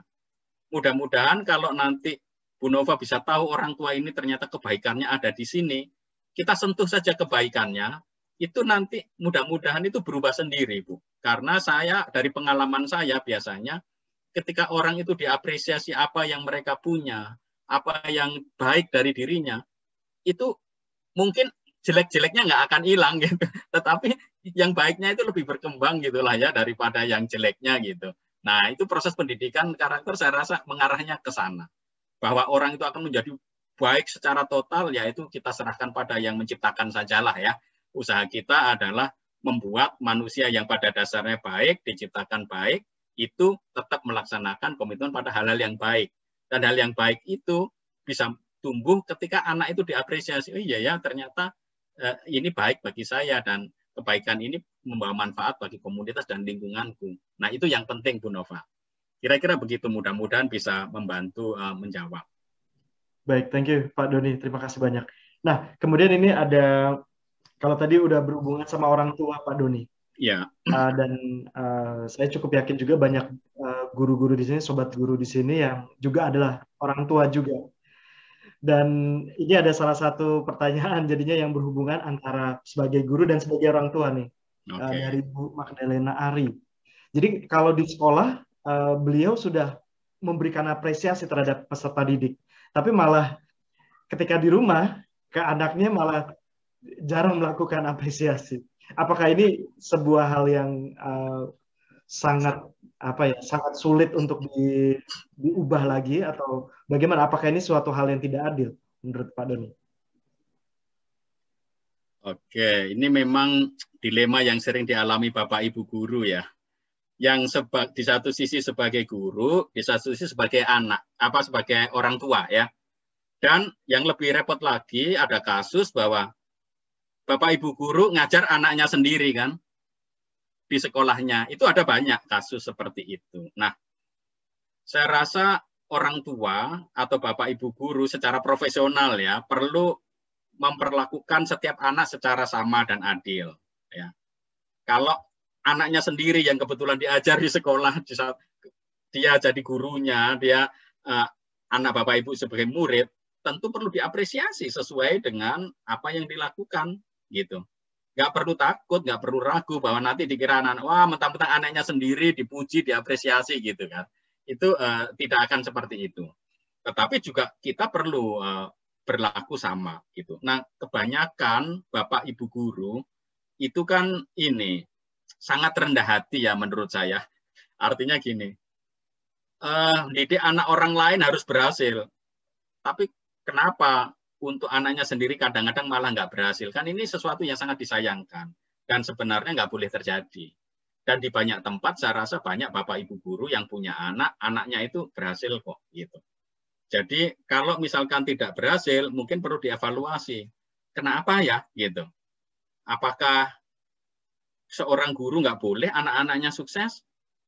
Apakah seorang guru hanya boleh mensukseskan anak orang lain? Nah ini kan menjadi pertanyaan-pertanyaan yang memang harus kita renungkan, Mas Dito. Karena saya melihat ada beberapa kasus memang seperti itu. Bahkan saking mau objektifnya, anak ini malah mungkin nilainya jelek gitu. Ya karena memang nggak bisa gitu. Karena kalau nanti anak ini nilainya bagus, dikirain sama teman-temannya, mentang-mentang bapakmu itu gurunya sendiri, lalu dapat bocoran misalkan gitu kan. Jadi karena mungkin terlalu striknya seperti itu, lalu mungkin malah kurang mengapresiasi. Nah ini jangan sampai terjadi lah. Bapak Ibu guru sebagai guru, juga sebagai orang tua, tetap perlu konsisten menerapkan apresiasi itu di sekolah, dan juga di rumah Bapak Ibu. Karena kita tahu bahwa setiap kebaikan itu perlu kita dukung, kita dorong. Caranya apa? Ya kita apresiasi. Apresiasi tadi saya katakan bukan hanya masalah pujian, bukan diberi penghargaan, tidak. Tetapi anak itu diteguhkan bahwa dia berbuat baik tidak sendirian. Gitu. Karena bisa jadi berbuat baik itu musuhnya banyak. Kita lihat kasusnya Alip kalau nggak salah ya, yang di Surabaya itu yang akhirnya dia dapat penghargaan dari KPK sebagai anak yang jujur misalkan. Itu malah mungkin oleh sekolahnya atau guru-gurunya merasa resah dan lain-lain gitu. Ini kan lingkungan yang kurang kondusif. Seharusnya perbuatan baik kan diapresiasi. Gitu. Malah orang lain yang mengapresiasinya. Nah ini ada sesuatu yang keliru tentu saja. Dan memang semakin banyak orang mengapresiasi hal yang baik, saya rasa masyarakat akan tahu bahwa sebenarnya berbuat baik itu adalah bagian yang harusnya menjadi bagian fundamental dalam kehidupan kita sehari-hari. Dan ada banyak contoh kok saya lihat waktu itu misalkan di masyarakat ya ada tukang office boy yang membersihkan KRL kemudian menemukan uang berapa juta waktu itu kan, terus dikembalikan. Ya seperti itu sesuatu yang wajar dan natural, kodrat manusia memang seperti itu gitu. Apakah dia kemudian mengembalikan, dia mengharapkan mengharapkan apa imbalan dan lain-lain? Saya rasa orang yang sungguh-sungguh berbuat baik nggak akan pernah punya pikiran dia dapat imbalan apa. Karena dia tahu berbuat baik itu baik gitu. Ada yang dukung, ada dapat imbalan atau enggak, itu adalah sesuatu yang baik. Kira-kira seperti itu, Mas Dito. Baik, terima kasih Pak Doni. Ini sebenarnya ada yang resign juga, Pak Simon Petrus dari Malang. Mungkin di hold dulu Pak Simon Petrus, karena ini kebetulan ada pertanyaan yang agak following. Tadi misalkan kalau tadi Pak Doni kan mention, sudah pasti ketika kita berbuat baik, pastinya itu dilakukan secara tulus. Jadi pasti tidak akan ada pikiran bahwa nanti akan dikasih atau apa. Nah ini ada pertanyaan lanjutan nih sebenarnya yang dari Pak Herman di Jakarta. Nah bagaimana ketika kalau apresiasinya ketika kita sudah berikan kepada anak atau seseorang, kemudian malah jadi anak atau seseorang itu malah pengen terus diapresiasi kalau lihat berbuat baik sama Bapak Ibu gurunya. Kalau nggak ada Bapak Ibu gurunya malah kelakuannya in contrary, berkebalikan. Kira-kira kalau menurut Pak Doni dengan case seperti itu seperti apa? Jadi apresiasi itu harus mengarahkan anak pada kesadaran terhadap nilai-nilai, Mas Dito. Jadi kalau misalkan ini memang kebanyakan sekolah nih supaya anak itu terdorong, termotivasi, itu memakai mekanisme reward and punishment, Mas. Jadi ada pujian dan hukuman. Pujian itu beda dengan apresiasi, gitu ya. Pujian itu sesuatu yang anak melakukan sesuatu yang baik langsung kemudian diganjar dengan sesuatu yang baik, entah itu dengan benda, dengan barang, atau entah dengan pujian gitu. Tetapi ketika kita mengapresiasi ya, dan untuk ngecek apakah perbuatan baik itu sungguh-sungguh kok merupakan kesadaran dari seorang anak, itu justru akan dilihat ketika nggak ada yang mengapresiasi, Mas. Gitu. Tetapi wajib hukumnya bagi kita ketika ada siapapun berbuat baik, itu kita apresiasi. Karena itu merupakan budaya yang bagus gitu.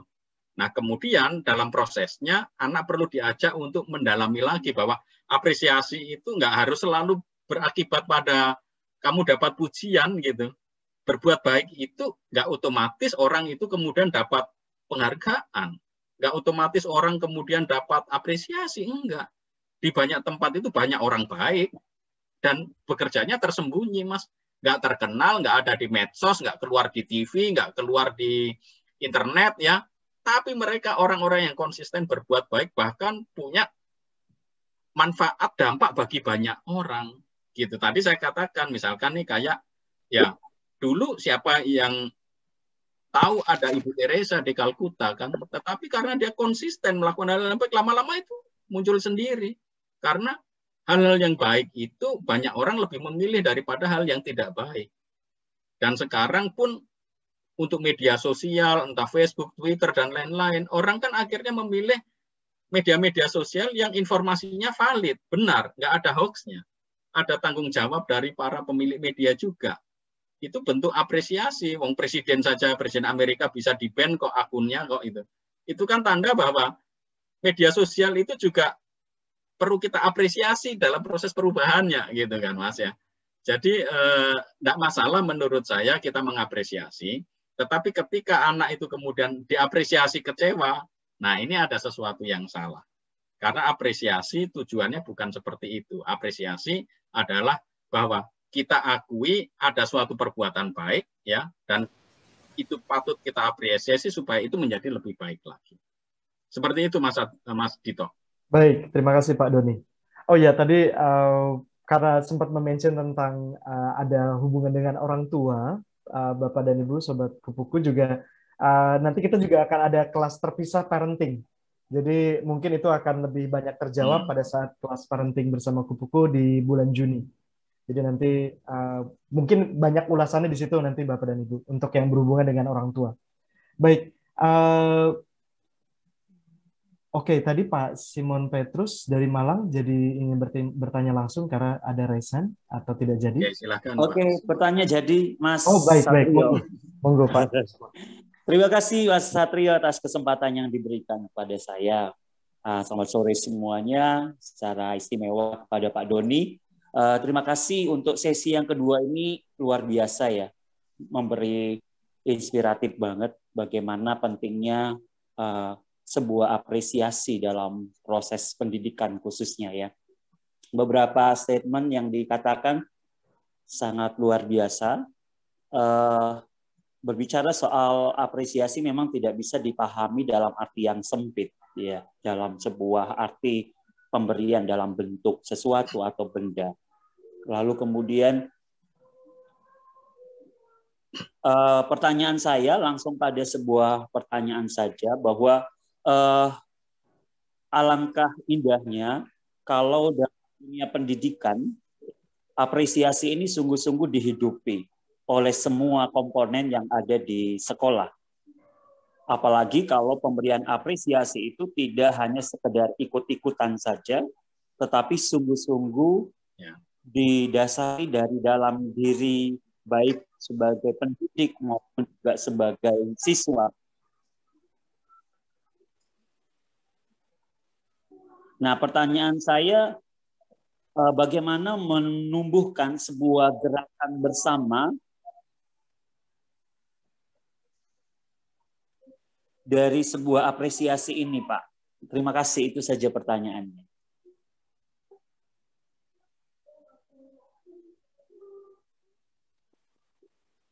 Apresiasi ini, ya. Kita di Indonesia ini, Pak. Terima kasih. Oke, Pak Doni tadi suaranya putus-putus, Pak Doni.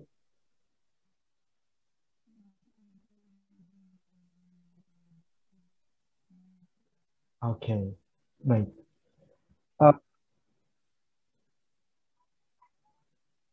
Saya ya. Pak Doni boleh dicoba lagi? Oke, sekarang Mas bagaimana? Kayaknya koneksinya sudah nggak masalah ya. Apakah masih putus-putus? Oke, sudah oke ya Mas Dito. Terima kasih Pak Simon Petrus atas pertanyaannya. Sudah baik Pak.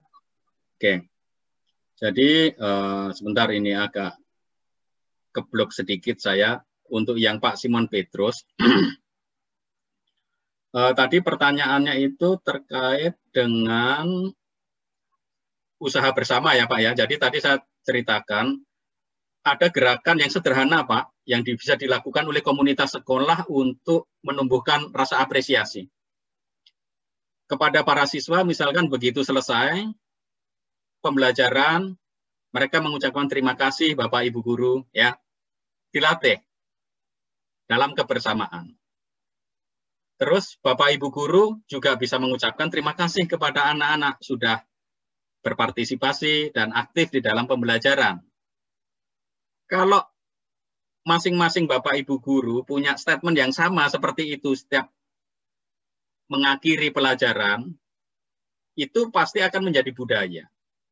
Demikian juga dengan di pintu gerbang sekolah, mulai dari satpam. Mereka begitu datang, menyapa para tamu, kalau ada tamu, begitu berproses sesuai dengan prosedur untuk tamu, begitu selesai, satpam mengatakan terima kasih Pak atas kedatangannya.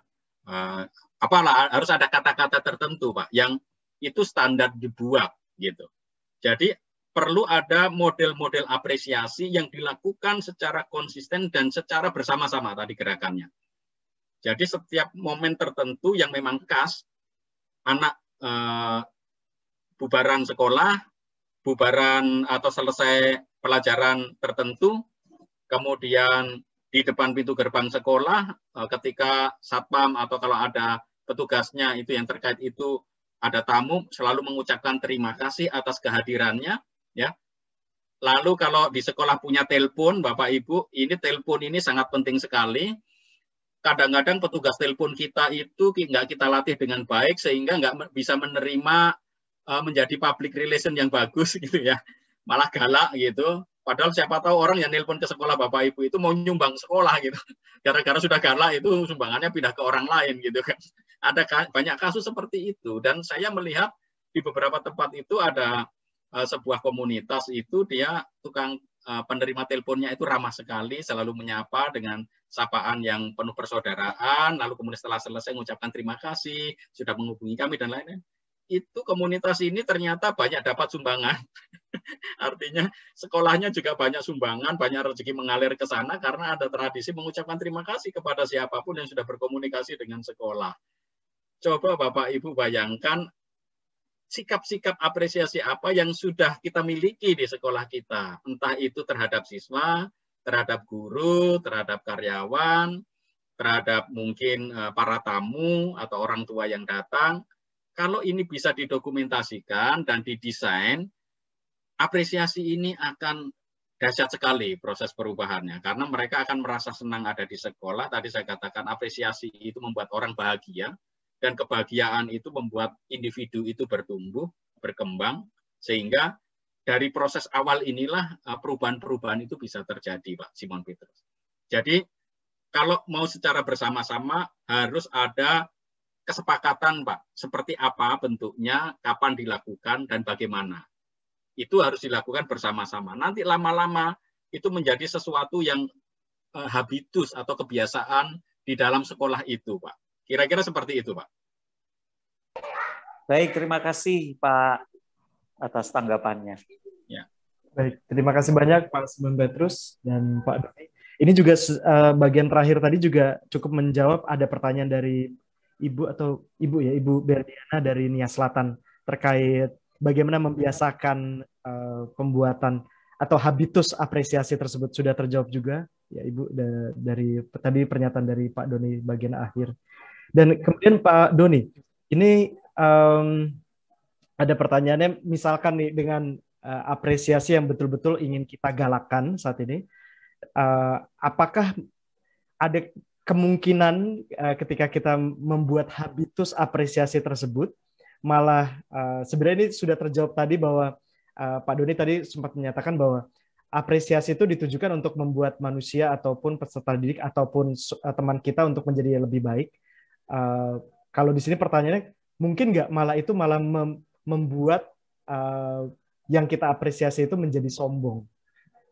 Apakah memungkinkan ada kondisi seperti ini? Dan pertanyaan lanjutannya adalah, ketika kita memberikan apresiasi tersebut dan orang tersebut istilahnya menjadi pongah gitu ya Pak Doni ya, malah jadi terlihat ada kesenjangan. Jadi orang-orang lain yang melihat, oh dia diapresiasi banget karena dia udah keburu sombong nih. Ini juga jadi menjawab ada pertanyaan dari Ibu Bernadette dan dilanjutkan pertanyaan dari Ibu Puji Lestari. Bagaimana menurut Pak Doni? Apakah itu ada kecenderungan bisa menjadi sombong?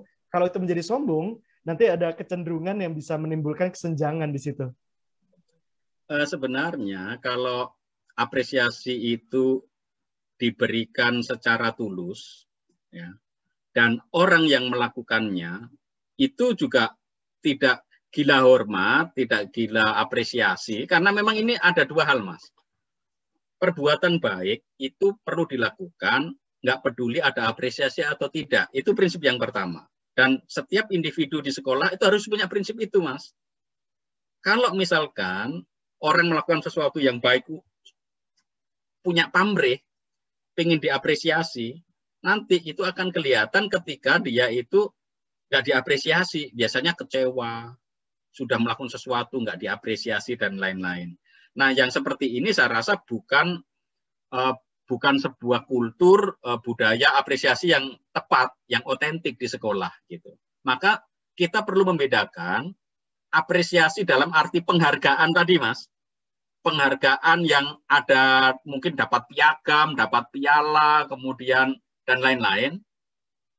Dengan apresiasi yang secara hari-hari, Mas. Kita berbicara apresiasi yang saya bicarakan di sini adalah apresiasi dalam kehidupan sehari-hari, Mas. Yang wajar, yang orang yang biasa itu ketika dia mendapatkan kebaikan dari orang lain, dia berterima kasih, mengucapkan terima kasih. Perhatikan Bapak Ibu yang anak-anaknya di sekolah untuk daerah perkotaan misalkan, yang orang tuanya itu punya asisten rumah tangga, berapa banyak anak-anak itu berterima kasih kepada asisten rumah tangga. Banyak dari mereka bisa sewenang-wenang, nyuruh-nyuruh, minta tolong ini itu, karena mereka merasa kamu kan sudah wajib melakukan itu karena kamu dibayar papa mamaku. Dan mungkin bisa jadi ada orang tua yang berpendapat seperti itu. Bapak Ibu guru sekolah kan sudah saya bayar. Kamu wajib mendidik anak saya dengan baik.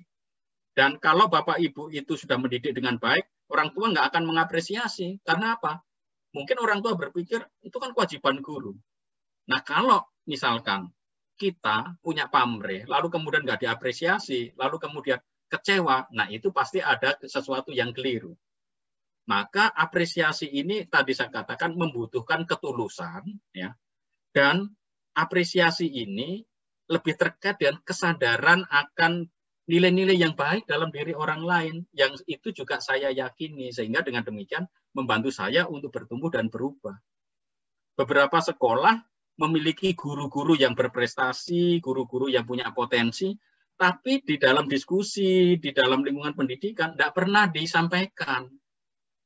Gitu. Sehingga mungkin tiba-tiba kok loh, ini ada guru-guru tertentu mungkin di lingkungan di luar sekolah diapresiasi, tapi di sekolah sendiri tidak. Bisa jadi ada yang seperti itu juga. Nah, tugas komunitas sekolah dalam proses apresiasi ini adalah sebenarnya melihat modal yang Bapak Ibu semua punya di sekolah itu sebenarnya bukan bangunan, bukan sarana-prasarana sekolah, tetapi orang-orang, yaitu Bapak Ibu guru, orang tua, siswa, dan lain-lain. Kekuatan itulah yang perlu kita gali untuk mentransformasi sekolah kita menjadi lebih baik, mentransformasi anak-anak menjadi lebih baik. Gitu. Jadi Mas Dito, ketika ada orang itu kemudian nggak mendapat apresiasi, sedih. diapresiasi jadi sombong, nah ini pasti ada sesuatu yang keliru karena dia tadi ada pamrihnya. Dan memang faktanya itu ada seperti itu. Tetapi orang-orang yang punya pamrih, ya biasanya dia akan kecewa dengan pengharapannya sendiri, Mas. Ya, dan itu bukan proses pendidikan karakter yang kita bicarakan di dalam seri ini. Apresiasi yang kita maksud adalah bahwa setiap usaha untuk menjadi orang itu usaha berbuat baik atau menjadikan dirinya baik, itu perlu kita apresiasi. Ada anak yang telat masuk sekolah atau belajar secara online, kadang-kadang wajahnya masih ngantuk gitu. Ternyata dia main game sampai malam. Setelah dikasih tahu gini-gini, coba kamu menghargai fisik kamu sendiri, tubuh kamu sendiri supaya sehat, kamu bisa belajar dengan lebih baik. Dan ketika ada perubahan, guru mengapresiasinya. Nah, ini sesuatu yang memang khas di dalam pendidikan. Apresiasi yang seperti inilah yang kita butuhkan untuk membantu anak ini berubah menjadi lebih baik secara terus-menerus. Kira-kira begitu, Mas Dito. Terima kasih. Baik, terima kasih banyak, Pak Doni. Oke, ini ada dua orang yang raise hand. Tadi yang pertama Bu Teresia dari Jakarta. Raise hand pertama. Bu Teresia, ada yang ingin ditanyakan? Langsung.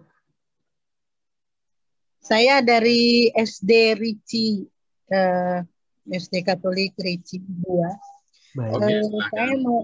Saya mau bertanya seperti ini, Pak. Apresiasi itu ada orang tua yang memberikan apresiasi kepada anak yang dapat nilai yang baik dengan mengiming-iming sebuah hadiah. Seperti itu. Nah, jadi ketika anak ini mendapat nilai bagus, itu dia akan membawa ke orang tua. Tetapi ketika dia mendapat nilai yang jelek, dia takut. Nah, jadi karakter anak di sini saya lihat bahwa itu tidak baik dibiasakan seperti itu.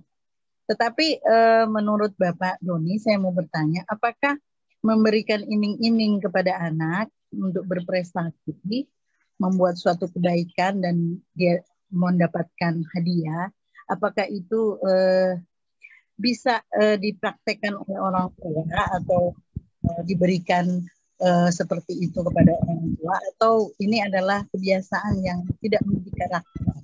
Itu saja, Pak. Bagaimana? Baik, terima kasih Ibu Teresia. Memang banyak kali orang tua itu selalu iming-imingi hadiah ketika anak melakukan sesuatu. Nah, di dalam konteks pendidikan karakter, Ibu Teresia, apresiasi, tadi saya katakan apresiasi itu tidak harus selalu dengan barang, benda, hadiah. Karena apresiasi yang genuine itu memang tumbuh dari dalam hati, dan memang itu kita berusaha supaya anak ini menjadi lebih baik, gitu kan. Nah, dalam konteks ini saya melihat apresiasi yang berupa hadiah, iming-iming, ini akan kontraproduktif dengan tadi, yang sebenarnya hasilnya adalah anak ingin berbuat baik, karena anak kemudian, seperti kata Ibu tadi, kalau anak itu kemudian hasilnya jelek, takut dimarahin, karena apa? Sistemnya adalah reward and punishment. Reward and punishment itu bukan mekanisme apresiasi. Ya, kalau orang tua mau mengapresiasi, itu nanti Ibu Teresia bisa sharing kepada orang tua, jangan dibiasakan anak-anak itu diberi iming-iming hadiah ketika dia melakukan sesuatu dalam hal pelajaran sekolah atau apapun. Tetapi orang tua harus tahu ketika anak itu ada kebaikan, berbuat baik, diapresiasi dengan perkataan, dan mungkin suatu ketika nggak usah bilang kepada anak nanti ini diajak liburan dan lain-lain gitu. Kok tiba-tiba Bapak, Mama ngajak saya libur? Oh iya, karena kamu sudah bagus, nilaimu bagus misalkan itu. Jadi supaya kemudian anak itu tahu bahwa setiap perbuatan baik itu tentu akan ada yang mengapresiasi. Tetapi kalau sudah sejak awal dikatakan, nak kalau kamu dapat ini bagus ini, itu sudah bukan apresiasi. Jadi orang akan mendesain sebuah rencana supaya memperoleh hadiah. Dan ini bukan logika di dalam proses pembentukan karakter yang baik, yang tadi bersifat otonomi. Harusnya orang tua ngajarin anak, kalau kamu belajar dengan baik, kamu akan mendapatkan nilai yang baik. Kalau kamu dapat nilai yang baik, papa mama akan senang dan bahagia. Sudah. Dan itu kebahagiaan orang tua apa? Mungkin bisa ngajak jalan-jalan dan lain-lain, tapi nggak perlu itu diomongkan sebagai bagian dari itu tadi. Kalau dalam bahasa Latin ada istilahnya do ut des. Saya memberi supaya saya menerima. Nah ini kan barteran, kayak orang jualan gitu. Nah ini bukan konteks apresiasi yang dimaksud di sini. Jadi saya tidak menganjurkan karena perbuatan baik itu harus murni dari dalam diri dan kesadaran. Untuk anak-anak di satu sisi mungkin model punishment and reward itu bisa jalan, tetapi sebagian besar menurut saya tidak, karena dampaknya malah negatif. Ya, justru kita memberikan apresiasi itu hal-hal yang lain yang sifatnya untuk kehidupan. Misalkan anak tiba-tiba saya mau nolong anak-anak di panti asuhan, Pak Ma, gimana ya caranya? Yang seperti itu yang perlu kita apresiasi, kita dorong. Bukan apresiasi dalam arti nilai gitu, karena nilai, rapot dan lain-lain itu kan sesuatu yang akademik ya. Bukan nilai-nilai dalam arti tadi kehidupan, nilai-nilai perjuangan gitu. Ketika anak bisa bertekun, katakanlah berjuang keras dari nilai satu ke nilai yang berikutnya, dan kita tahu itu bagus, karena anak ini berjuang keras, ada proses perbaikan, maka orang tua perlu memberikan apresiasi. Jadi harus tepat memberikan apresiasinya, gitu. Kalau yang tadi memberikan kado, iming-iming itu bukan apresiasi menurut saya. Sehingga saya tidak merekomendasikan orang tua itu memperlakukan anaknya seperti itu, karena itu kalau di dalam psikologi mirip stimulus responnya Pavlov gitu. Jadi kayak anak dianggap kayak ya anjing Pavlov itu, ketika dikasih stimulus dia akan merespons gitu.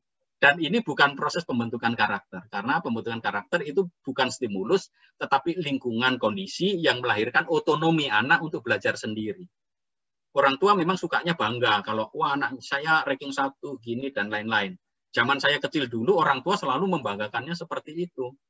Dan justru karena saya sering mendengar orang tua saya selalu pamer dengan tetangga, membangga-banggakan anak-anaknya yang juara, kita ini akhirnya nggak harus disuruh sama orang tua, mau nggak mau belajar sendiri, karena kita ingin menghormati orang tua yang membanggakan diri kita.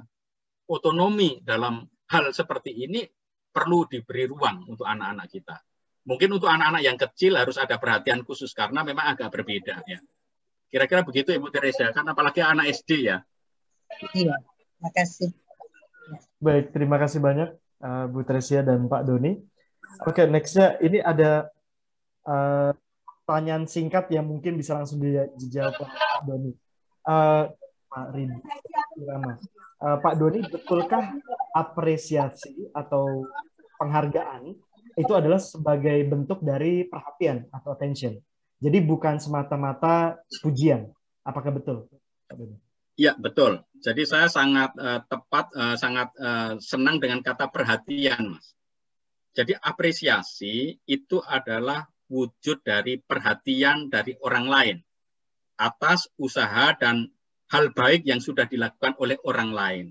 Nah, kita perhatikan kata di situ adalah perhatian, Mas.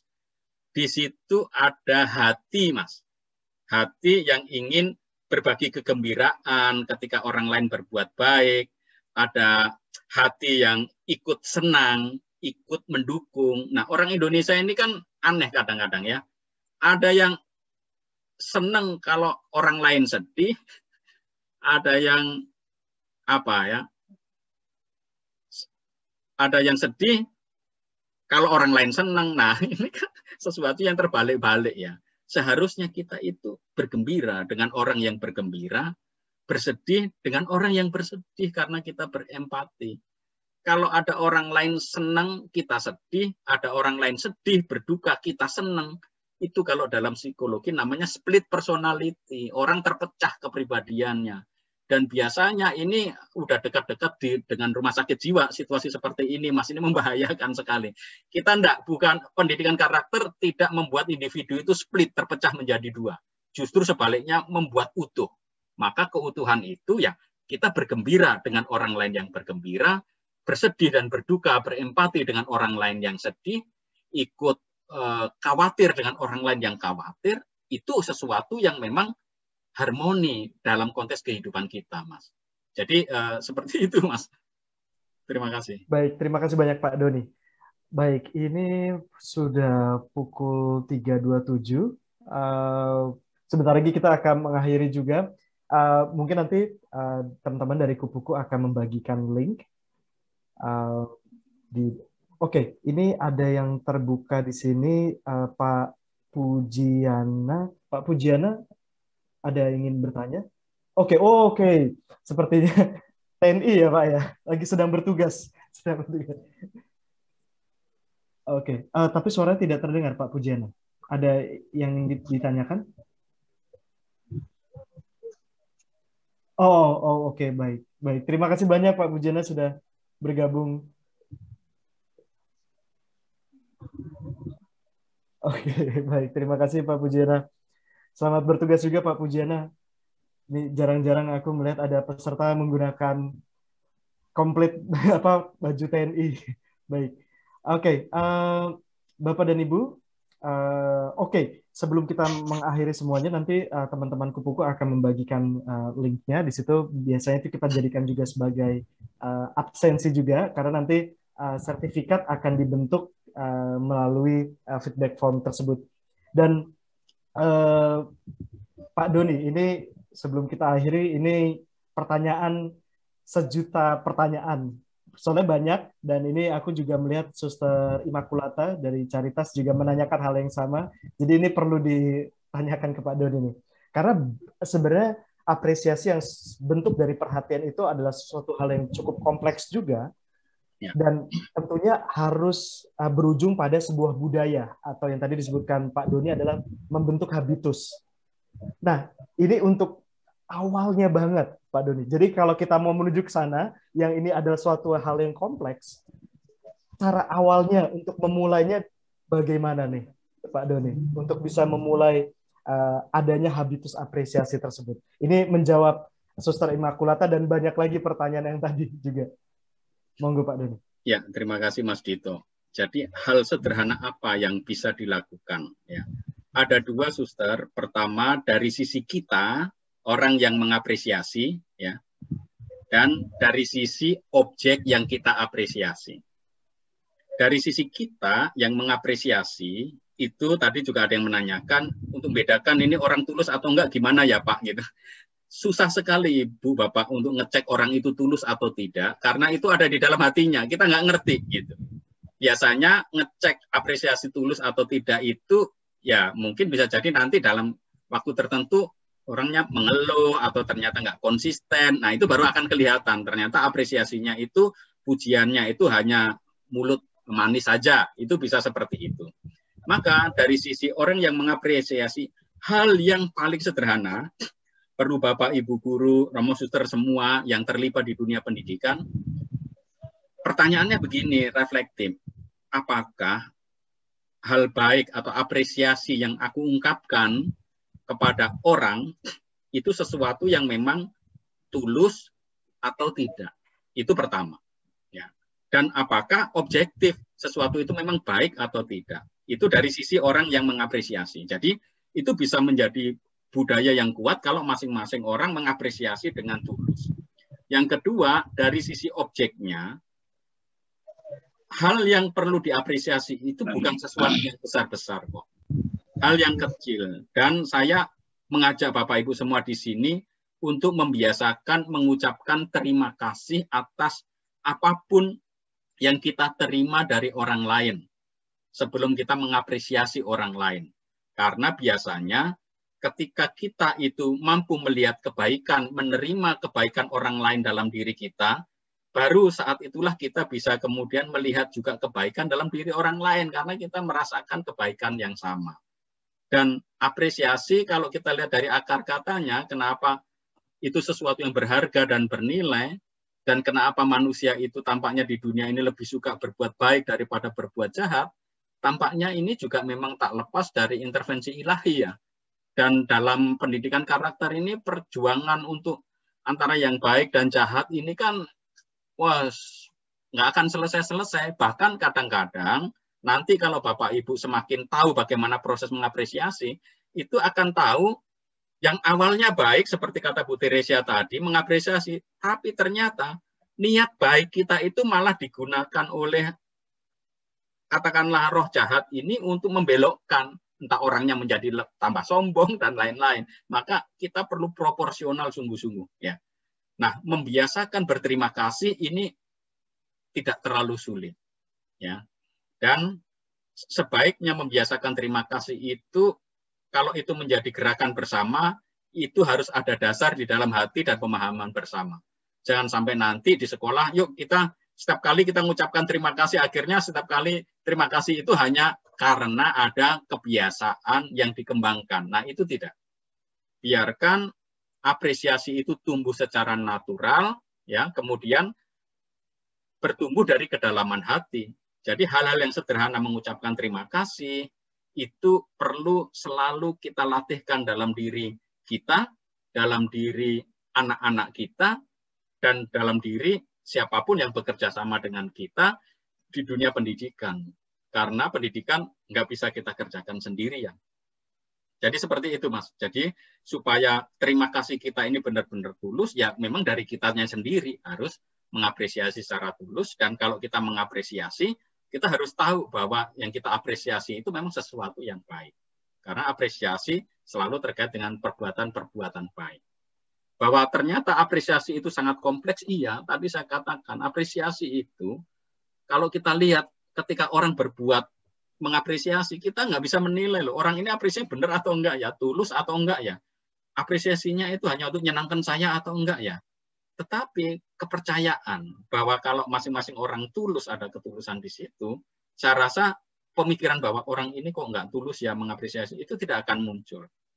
Ya, saya rasa hal awal yang perlu dimulai, Mas Dito, di sekolah-sekolah kita adalah bagaimana kita bersyukur, berterima kasih ketika kita sudah mengalami hal yang baik, sekecil apapun itu dari orang lain.